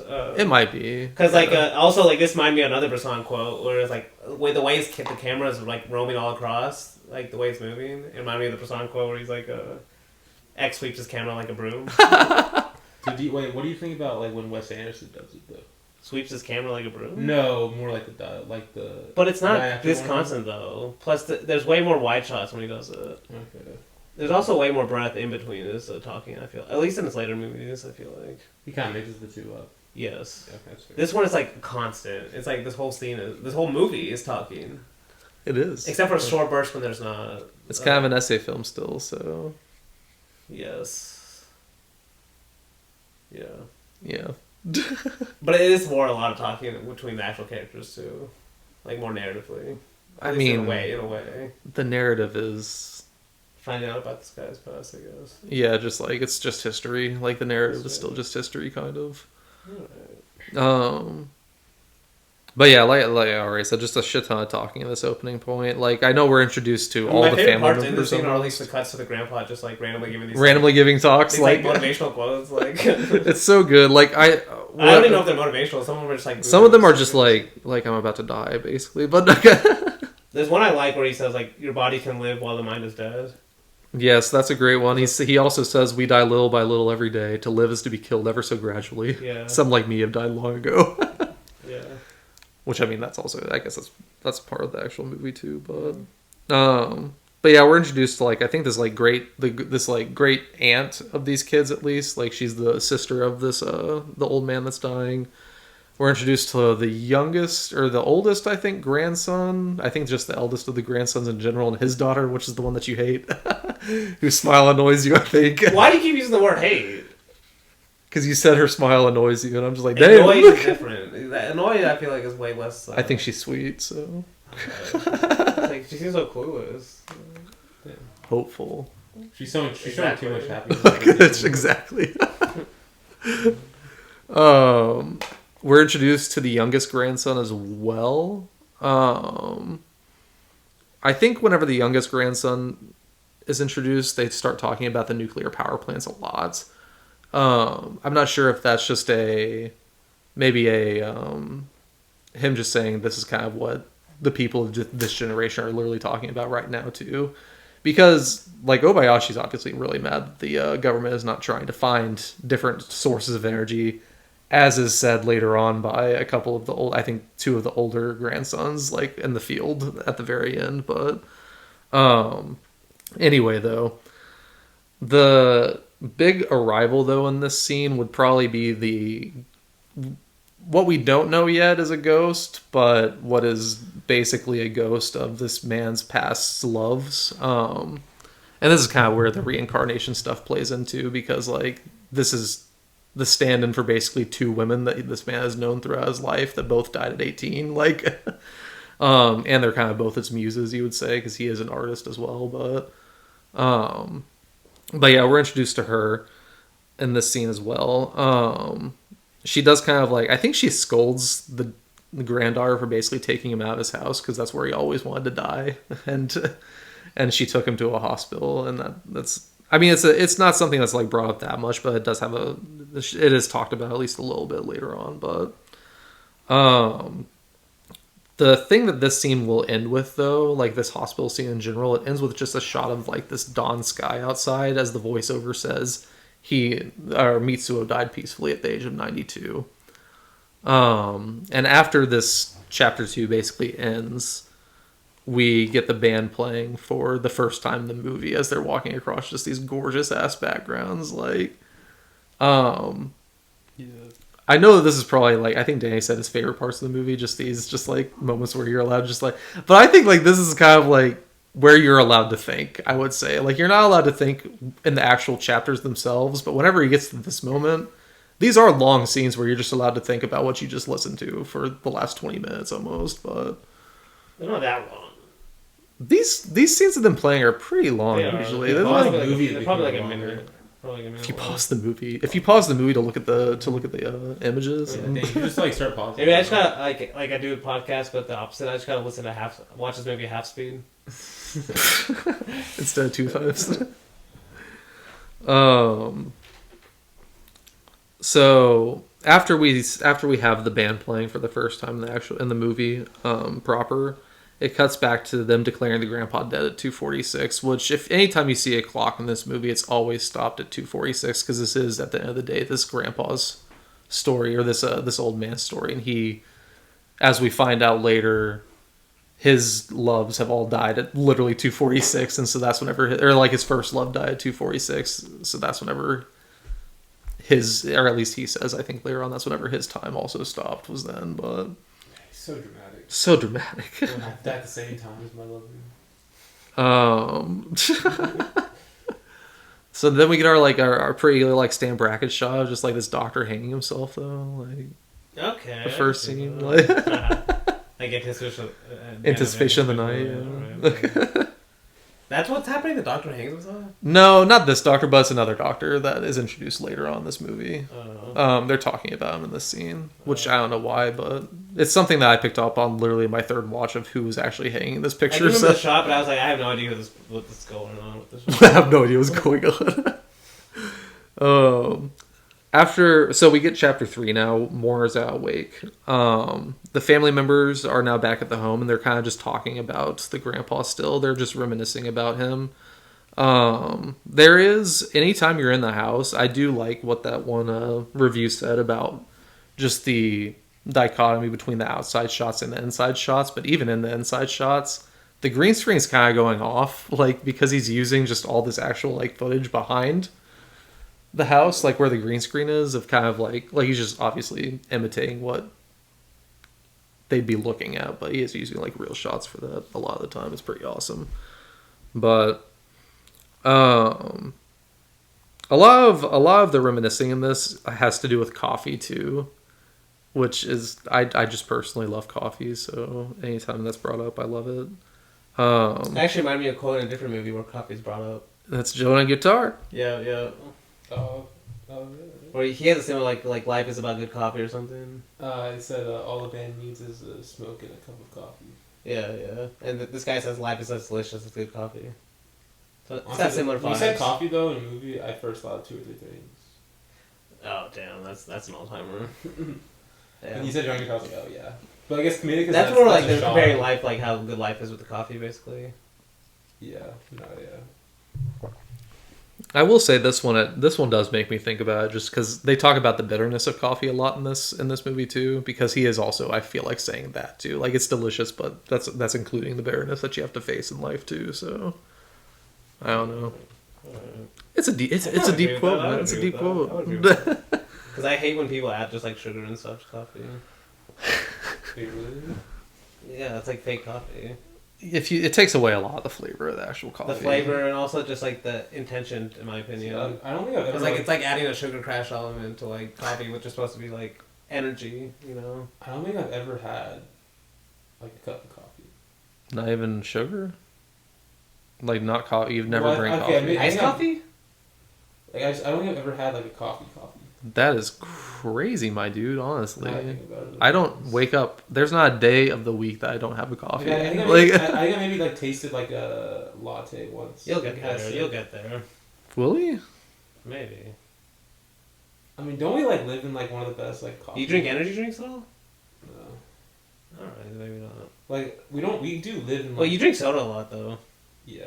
So caffeine will be an easy transition. But like you'll be caring about your health at a point. You're like, I can't drink all the sugar. I'll just switch Oh, to- it's so true. to coffee. Like I think, we live in like one of the best coffee like We do. Onyx is right down the road. places like in the world, like next to it. Whoa, I don't know about the world. Jimmy Well- Butler had like a list of like his 10 Who? 5 to 10 Onyx favorite coffee. Oh, Onyx Jimmy Butler. coffee. coffee places in the world. and, Yeah, like, that's because Onyx sponsors him. oh really? Does it? Yeah, or like. Well, because I looked at it once and it was like all the other He has some kind of thing with Onyx. all the other things with all the other places were like Paris, London. That's why because he has something with Onyx. And it's just Onyx. Because there's not even beans that are grown here, so I don't know how we gotta be one of the best, like, except for just like. I think people also marketing. say People do say that just in general though. Like people come just to come to Onyx. Like it's kind of That's crazy. insane. It is insane, honestly. Because like we don't grow beans, so it's just like a marketing thing or a Walton thing, kind of. I don't know, Danny. I don't know. They got good coffee. You though. said it. You Whoa. You were about to say it like a bad. Don't shoot the messenger, alright? You were about to say it like a bad because the expert coffee Jimmy Butler said it. He's like, he has a coffee business. Yeah, I think he sells like $100 coffee or something. That's Jesus. Ooh. I would never pay that much Tried for it a yet? coffee. What do you think I'm getting that kind of money? I'm not gonna pay. Like, I don't think it's that. I don't remember how much it was. I don't think he sells it online. I think it's just like local thing. Oh, never mind. But yeah, we just got off If topic. Dwayne Wade sells the We just. I mean, it's not really that It off wouldn't be that topic. expensive, probably. Hopefully.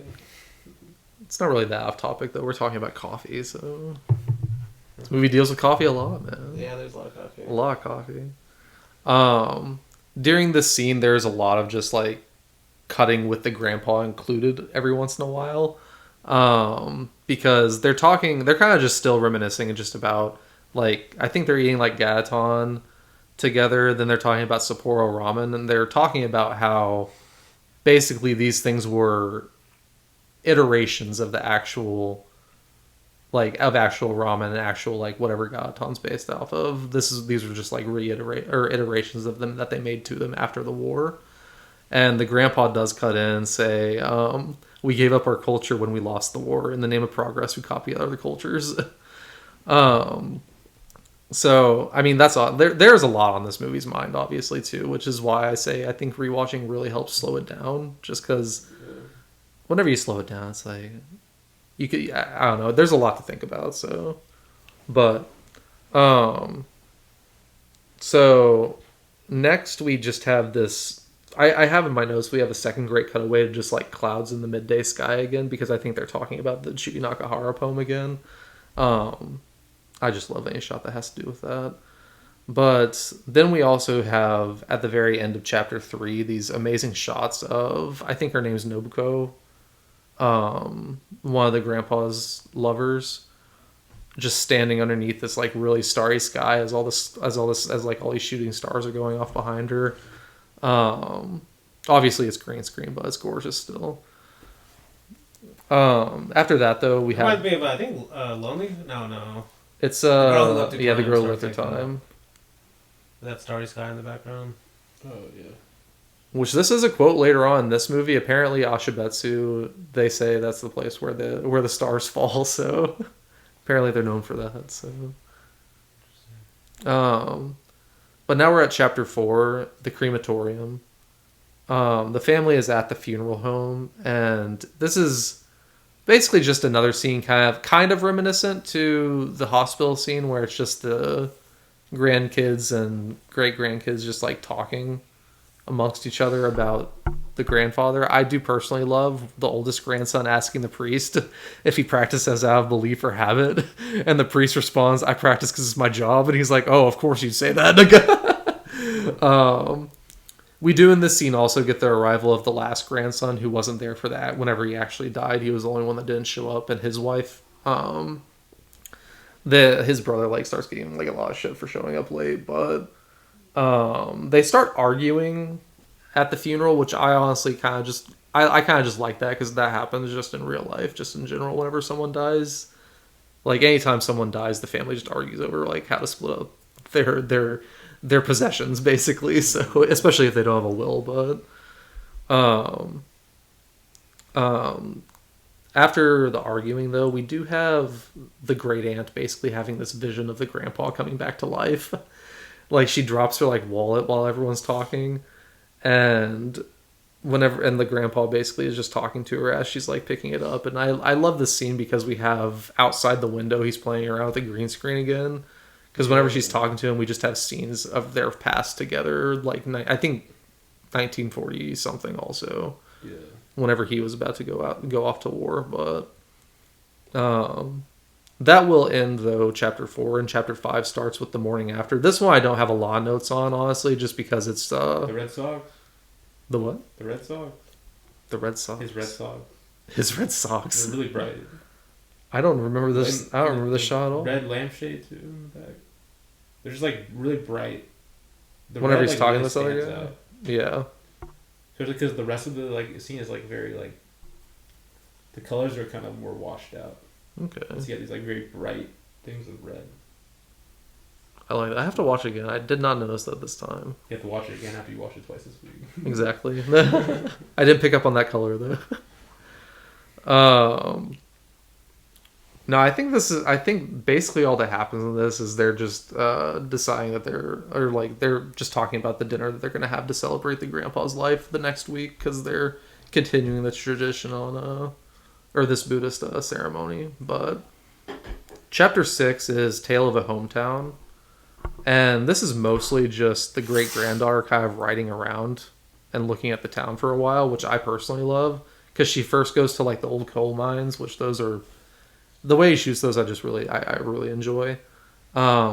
She does also go and look where the old Korean coal miners used to live, which that in itself brings about a lot of history, just with probably Korean immigrants coming over to work just terrible ass jobs. So, because she also goes obviously to a monument honoring the deaths of all those that died while mining in this area to help build the town. But I also really like the like just these shots of the city just completely snow capped.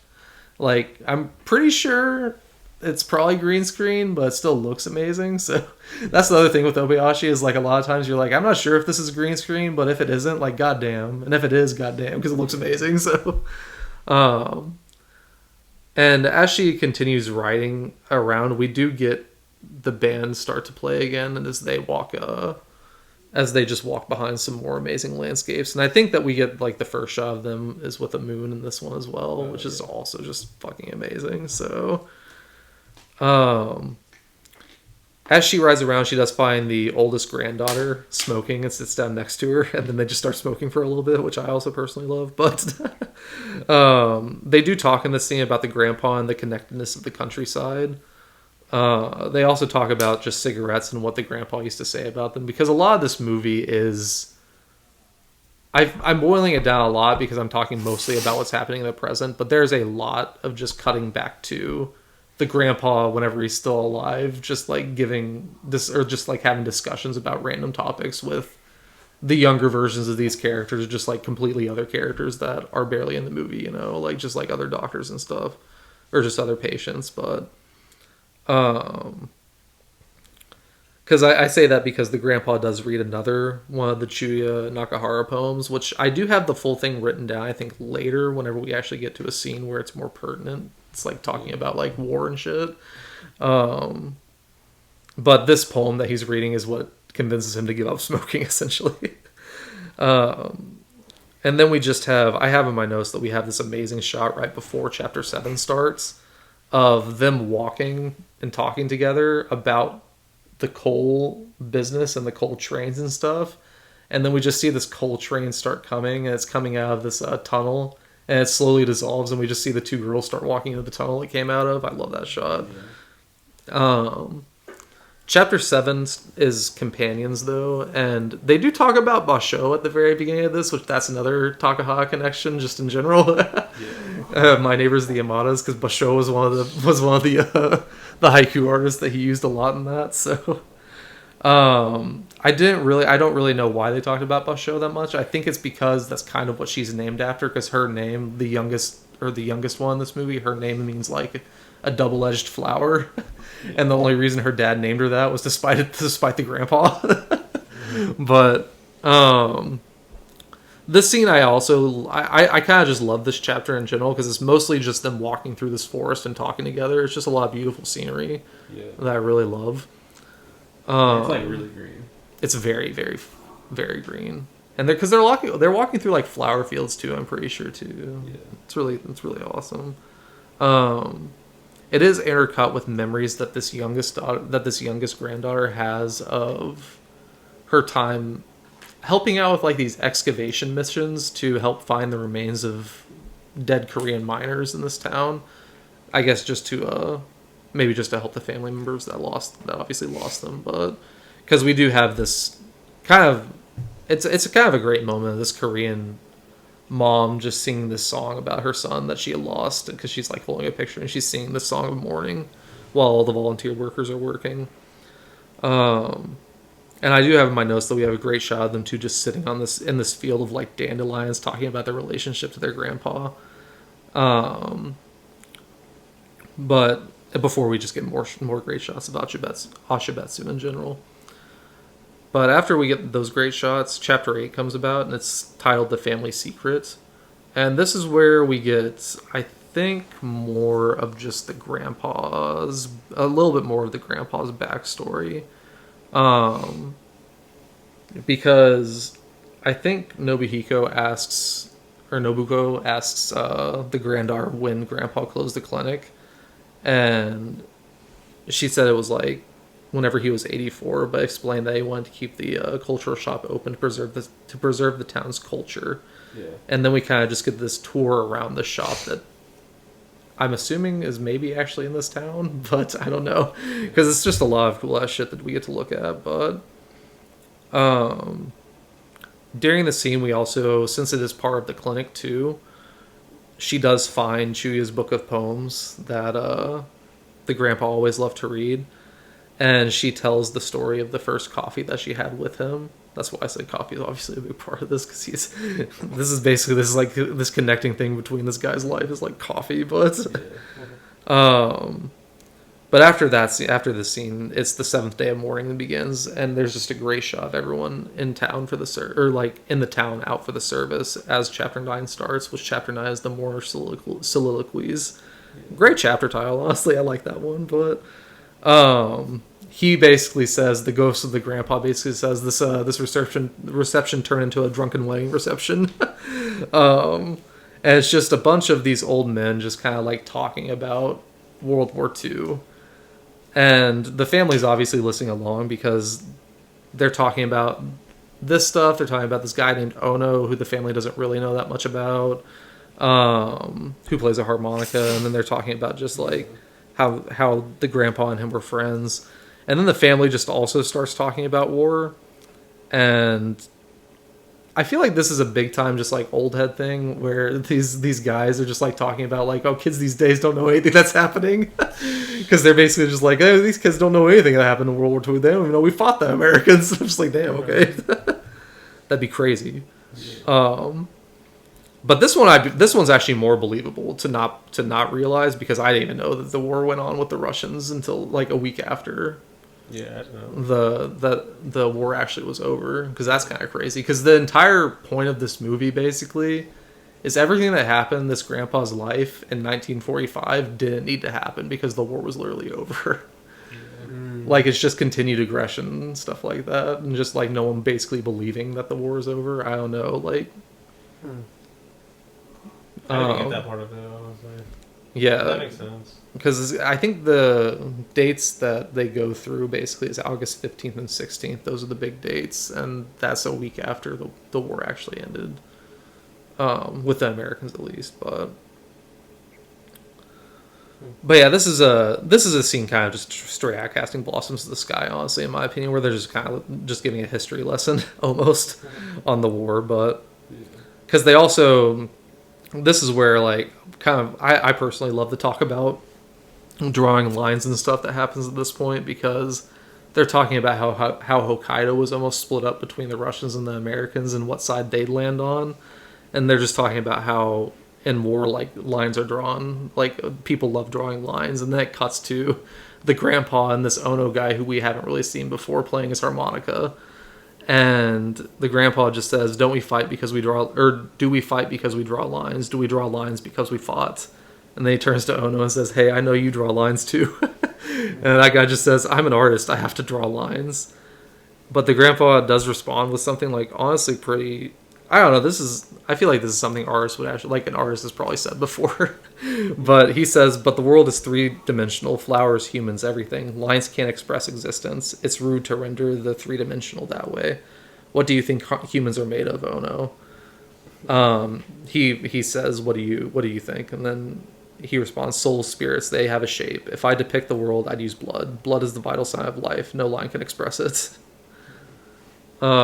Just an interesting line of dialogue. I don't know, because as we'll see, like, he does use blood in his paintings, at least in this movie. So, and I feel like that's something that Michele Piccoli would say in fucking like Rebet. Honestly, yeah. Well, honestly, that kind of reminded me of the La Belle Noces. Yeah, La Belle Noces. With the painting reveal and everything. Even that painting, I think the woman is like, it's like an all blue painting. Is it? Is it it's like everything is like really blue, I'm pretty sure. Like the reveal of it? Yeah. That sounds right. I don't remember, honestly. I think you're right. I remember it being like the fake painting, though, or something, though. Well, it's not like complete. Like, it's the one that he decided to show the world, but not the true one. Yeah. After this scene, though, the family continues talking about just kind of real day events, because they start talking about nuclear power again. And one of them is saying that he's still for it, basically, and then one says that they should switch to the coal power again, which is just like going back in like time. Like, why would you want to switch back to coal power? But it eventually cuts back to, because this is obviously going to do a lot of cutting back and forth between Ono and Mitsuo, and just like the real world at the funeral. as it cuts back to him saying, "Can you express life in lines? What was it that you saw in Ayano? Was it life or lines?" And whenever they're talking like this, it's a technique that Obayashi's going to be using, I guess, throughout the rest of the movie, especially with these two since they're older. But whenever he's saying this, almost every phrase is uttered by a different version of the actor.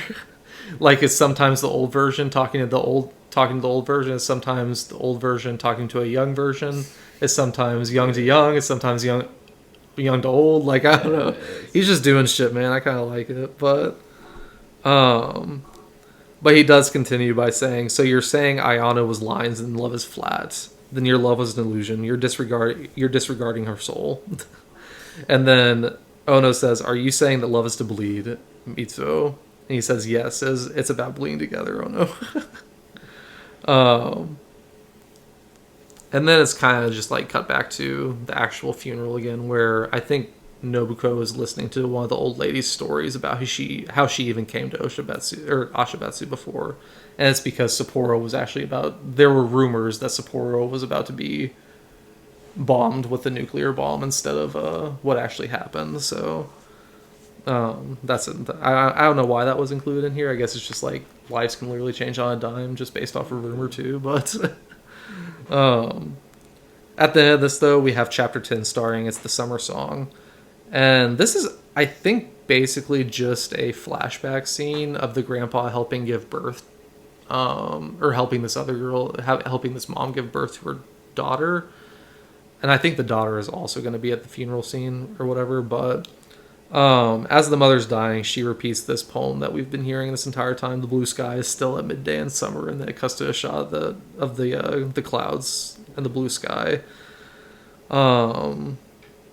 And then it does cut back to the funeral with that baby that survived basically being grown up and being there. It's still intercut, obviously, with the grandpa talking to this younger version of this girl as well, basically telling her what her mom died, or like the words that her mom uttered whenever she died. And I think we get the recitation of the full poem of the blue sky, because it's not like this blue sky is still at midday in summer is just like basically a haiku, but there's like a full poem that they keep on reading with this thing in it also. But I'm not going to read the whole thing. You're talking about? No, not yet. Not that one. No, that one's the best one that basically punctuates all those shots. It's just, but it is that shot just without her. So,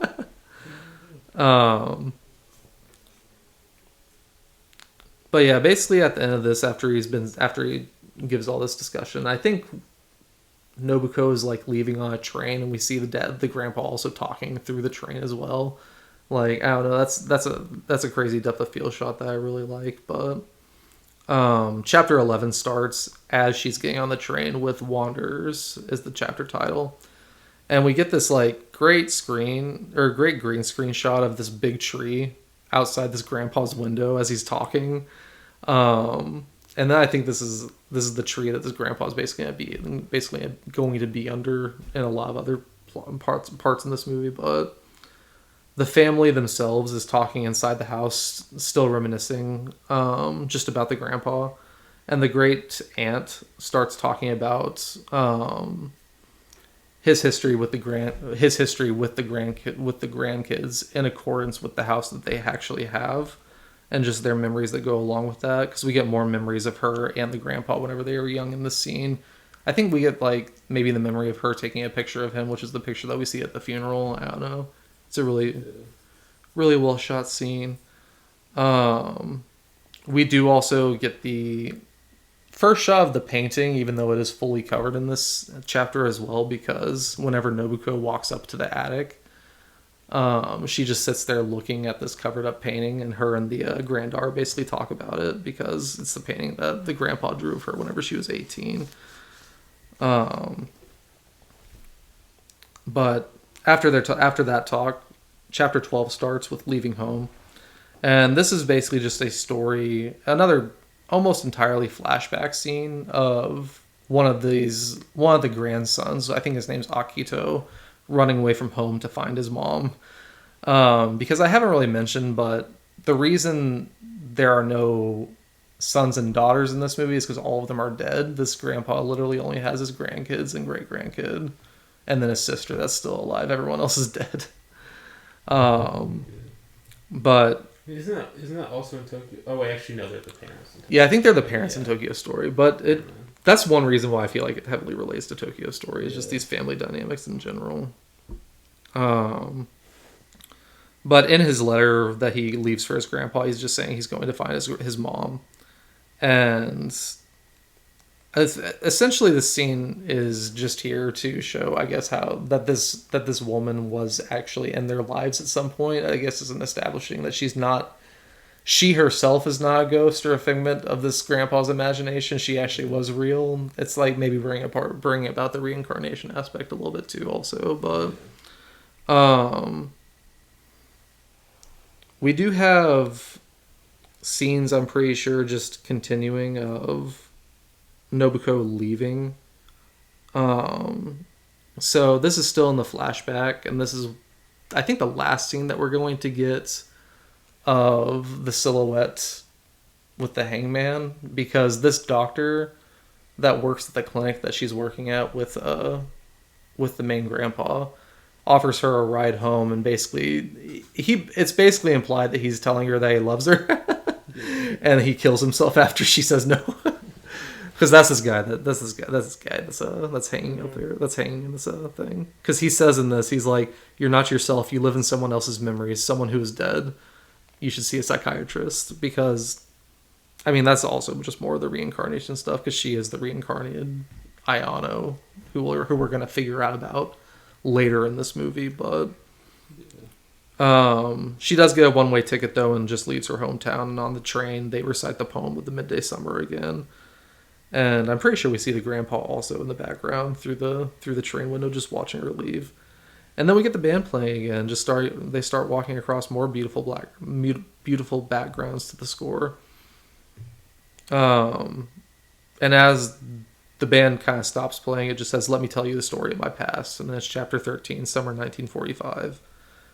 And this entire chapter is basically just him. It's another almost just flashback scene of just showing this night in August 15th and 16th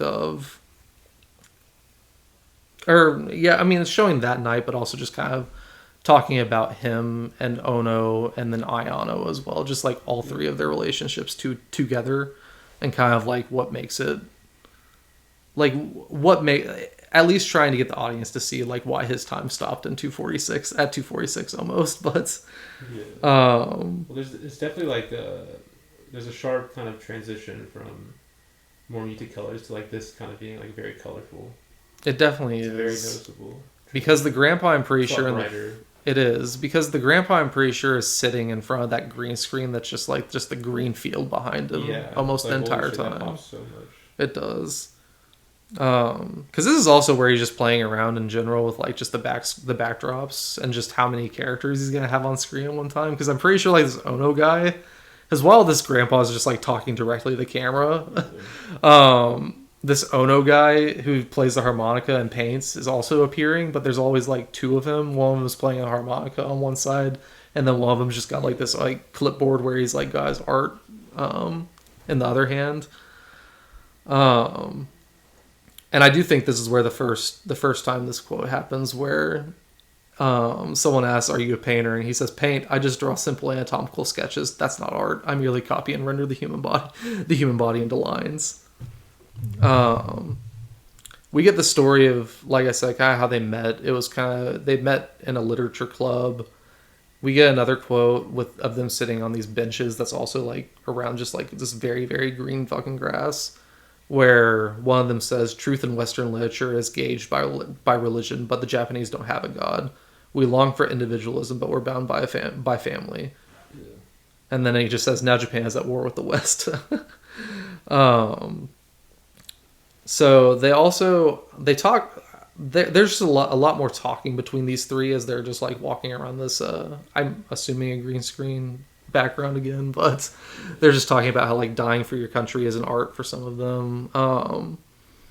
There is like this great scene of them by a green screen river where Obayashi is once again playing with the two ages, or with the two men, and who's actually talking and their ages whenever they're talking, because there's just continual cutting of which one you're going to be seeing. Because one of them says, paintings can be cruel. It is barbaric because you render an object's proportions into lines to represent a living thing. You made Ayano two-dimensional. The same method is applied to war. War is beautifully drawn justice, but in reality, war is a cruel and barbaric hell. We're made of blood and flesh, and we have souls. Which that in itself is just like, I feel like that's just something Obayashi in general just always talks about. But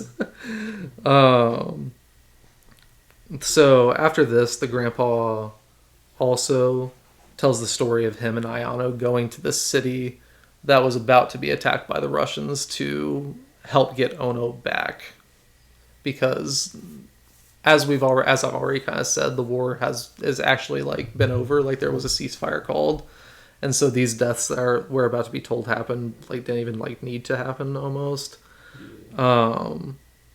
So this is where Danny already pulled up the screenshot, but was this woman intercut with, or like overimposed on the blue sky, just with like this this red under her breast, where we're about to see she obviously is about to die. But this is mostly just another scene where the grandpa is just kind of talking about like what is art and stuff like that, because he's like, he ruined your true self by covering you in lines and colors. But so we do get an actual factual story of Japanese nurses who, in this town that they were going to, committed suicide for fear of being raped by the Russians that were about to come in. Only 6 of the 23 actually succeeded, but they're all buried. They were all buried in the field behind the hospital that they worked at.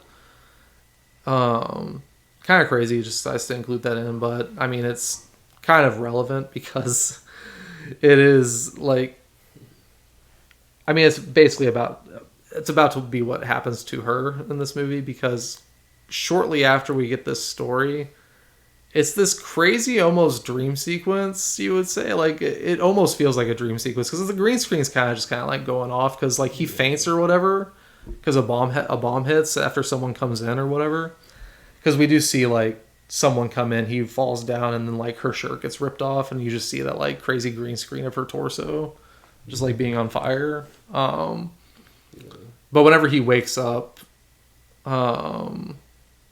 he basically beheads this Russian soldier that ripped off her shirt and is raping her, and then he kills her, and that's kind of the end of the story that didn't even need to have existed because the war was already over.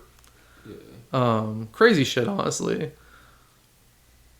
But after that, we do get another of the blue skies still at midday in summer, as we see his painting of her that he had painted burned.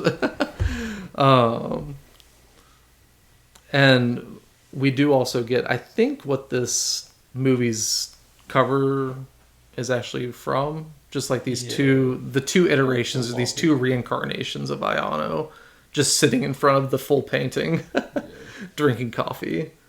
And that's what's going to conclude chapter 13. And chapter 14, close to the end, it's back on the presents.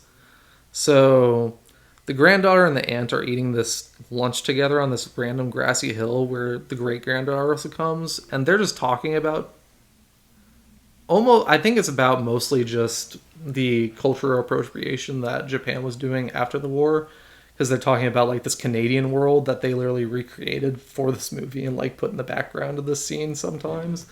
Just like this Canadian world that used to be in this town just to draw tourists. They talked about how like Osaka was going to make a French style bridge just to draw tourists in. So they're just kind of talking about the corrupting of the culture to make quick money. I think one of them literally says so.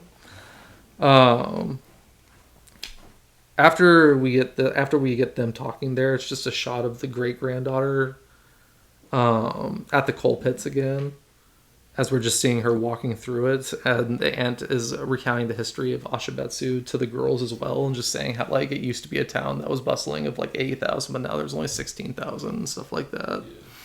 And she's also kind of recounting like all these girls are kind of recounting the history of just like nukes in Japan too, because they're saying like America never told us the dangers of the nukes after the war, so that everyone in Japan basically thought they were cool. Like they're talking about like all the brands that were just like nuke brand stuff. They're talking about like Bikini Atoll, the place where I don't remember what happened, but just like because that was in Casting Blossoms in the Sky too. But that's kind of where bikinis came from, where the name bikinis came from, is because you're like, it's just like, I don't know. But we also have the recounting of the night that this one kid saw his grandpa actually painting the girl.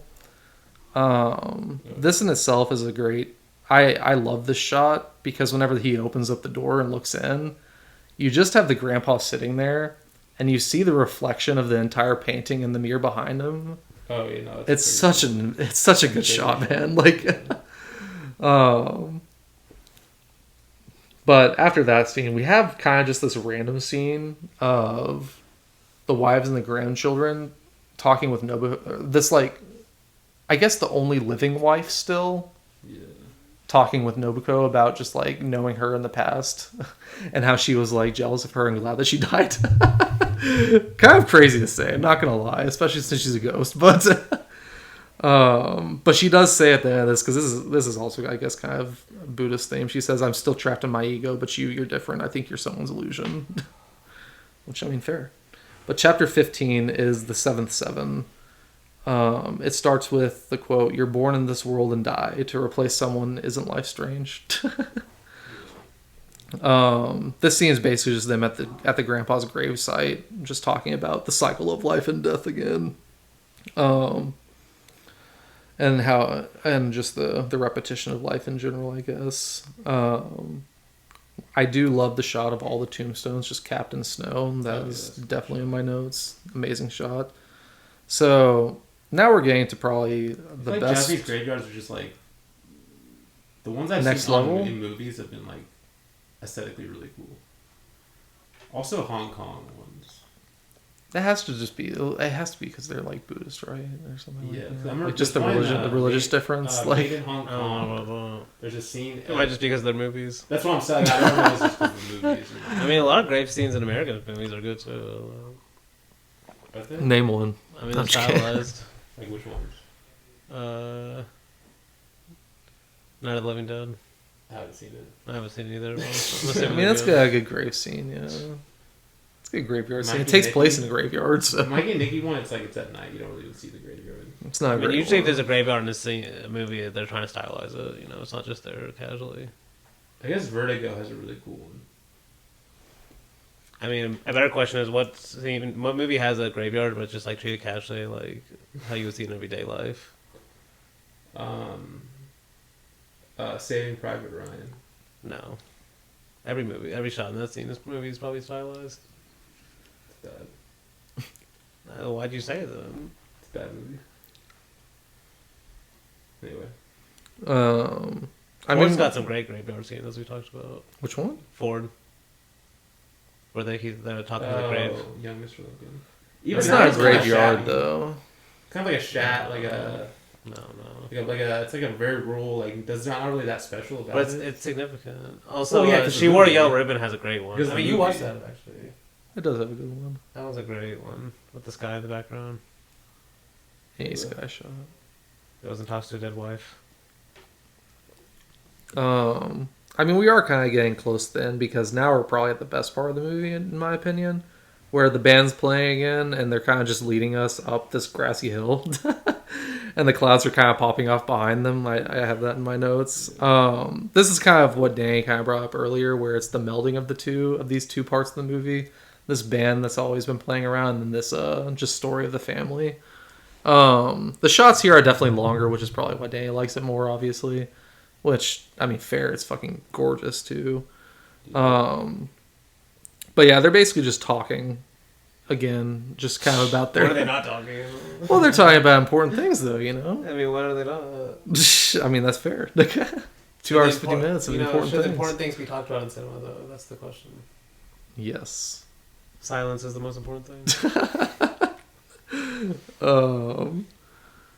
I think my favorite one is the talk between the two brothers that I brought up earlier, because they're in this scene just talking about they're going to be trying to be more for actual reusable energy now for the future, because I mean their grandpa literally died for their future and they can't like give it up basically. But I mean I just love this entire stuff though, or just all this stuff just with the band playing behind them. But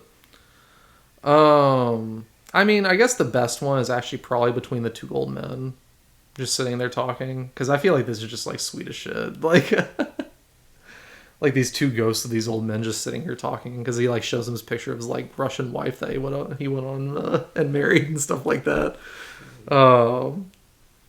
But after that, it's chapter 16. This is the last chapter. It's time for rebirth. It has Nobuko entering the Starry Culture shop again alone.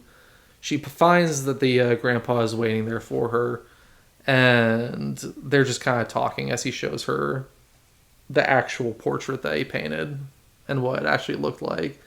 And he says, because she's kind of shocked by it, and he says, "This is war. You want to look away, you want to forget about it, but you can't." And then she says, "You have to remember, so that's never repeated." They both look at their watches. It stopped at 2:46 for both of them, and the grandpa says, "Looks like time is moving forward without us again." And she says, "Yes, we can leave things to the future generations now. This is goodbye." And I think the grandpa says, "Our wandering has come to an end." And then they just drink coffee together and disappear. Then it has the granddaughter taking their place in the house, kind of just talking to the camera and just kind of wondering why she's still here almost. Like, what does this generation need to do almost? We have the quote from Obayashi, I guess, that says, "Children of the future, learn from the past for the future. The future is in your hands." And then I'm pretty sure we just get like voiceovers mostly for the rest of this, as we get great kind of just shots, because the voiceover says, "Japan fought wars, but we will never fight again. We live to prove her right. As long as people remain, it'll be our hometown." We do get a portrait of the actual man this movie was made for, that his granddaughter painted of him, with the quote, "When a person dies, nothing is left of him. I painted grandpa so that something remains." And then the last voiceover of this movie says, "We will go on peacefully. It's the 7th day of mourning across Japan." And then that's the end. And once again, as I said at the beginning of this, he saved some of his best shit for the credits, man. Yeah, that was cool. It's amazing. There are just some locations or just some of the shots and the end credits that I'm like, there's no way that you got this in a real place. Like, I think this actually might be edited too. Maybe, but I don't know. Because I'm the far. You say that, but there's a car that drives by in that scene. No, on the bottom part is one section. No, but on the road behind, there's a car that drives in that scene. No, but I'm saying that's what it's like. It's all real shots, but they're layered atop each other. Oh, okay. It's not the same. Like that middle hill is added on to the trees. But why would you do that and then have the just background is actually a painting too? See, it's not real. Is this in the credits though? Yeah, that's That's the first shot of the credits. Awesome. When he's like still talking. So if you look at the very top, it's like actually like the painting. Okay. I mean, I'm assuming that everything in the credits is from Oshibetsu though, or Ashibetsu. Cool ass shit. Love it. But yeah, that'll bring this episode to a close. Next week, we are finishing my Obayashi series. Let me pull up the full title, because I never remember it. I know it's Bound for the Fields, the Mountains, and the Seacoast. Going back in time to do that one, because we skipped it, because it just pairs super well with these later ones, honestly, in my opinion. And we're going to end with Hanagatami. So that'll be a fun episode, another long one. So buckle in, boys. But it'll be really hard to talk about too. But we'll see. But yeah, until then, we hope to see you floating through the clouds.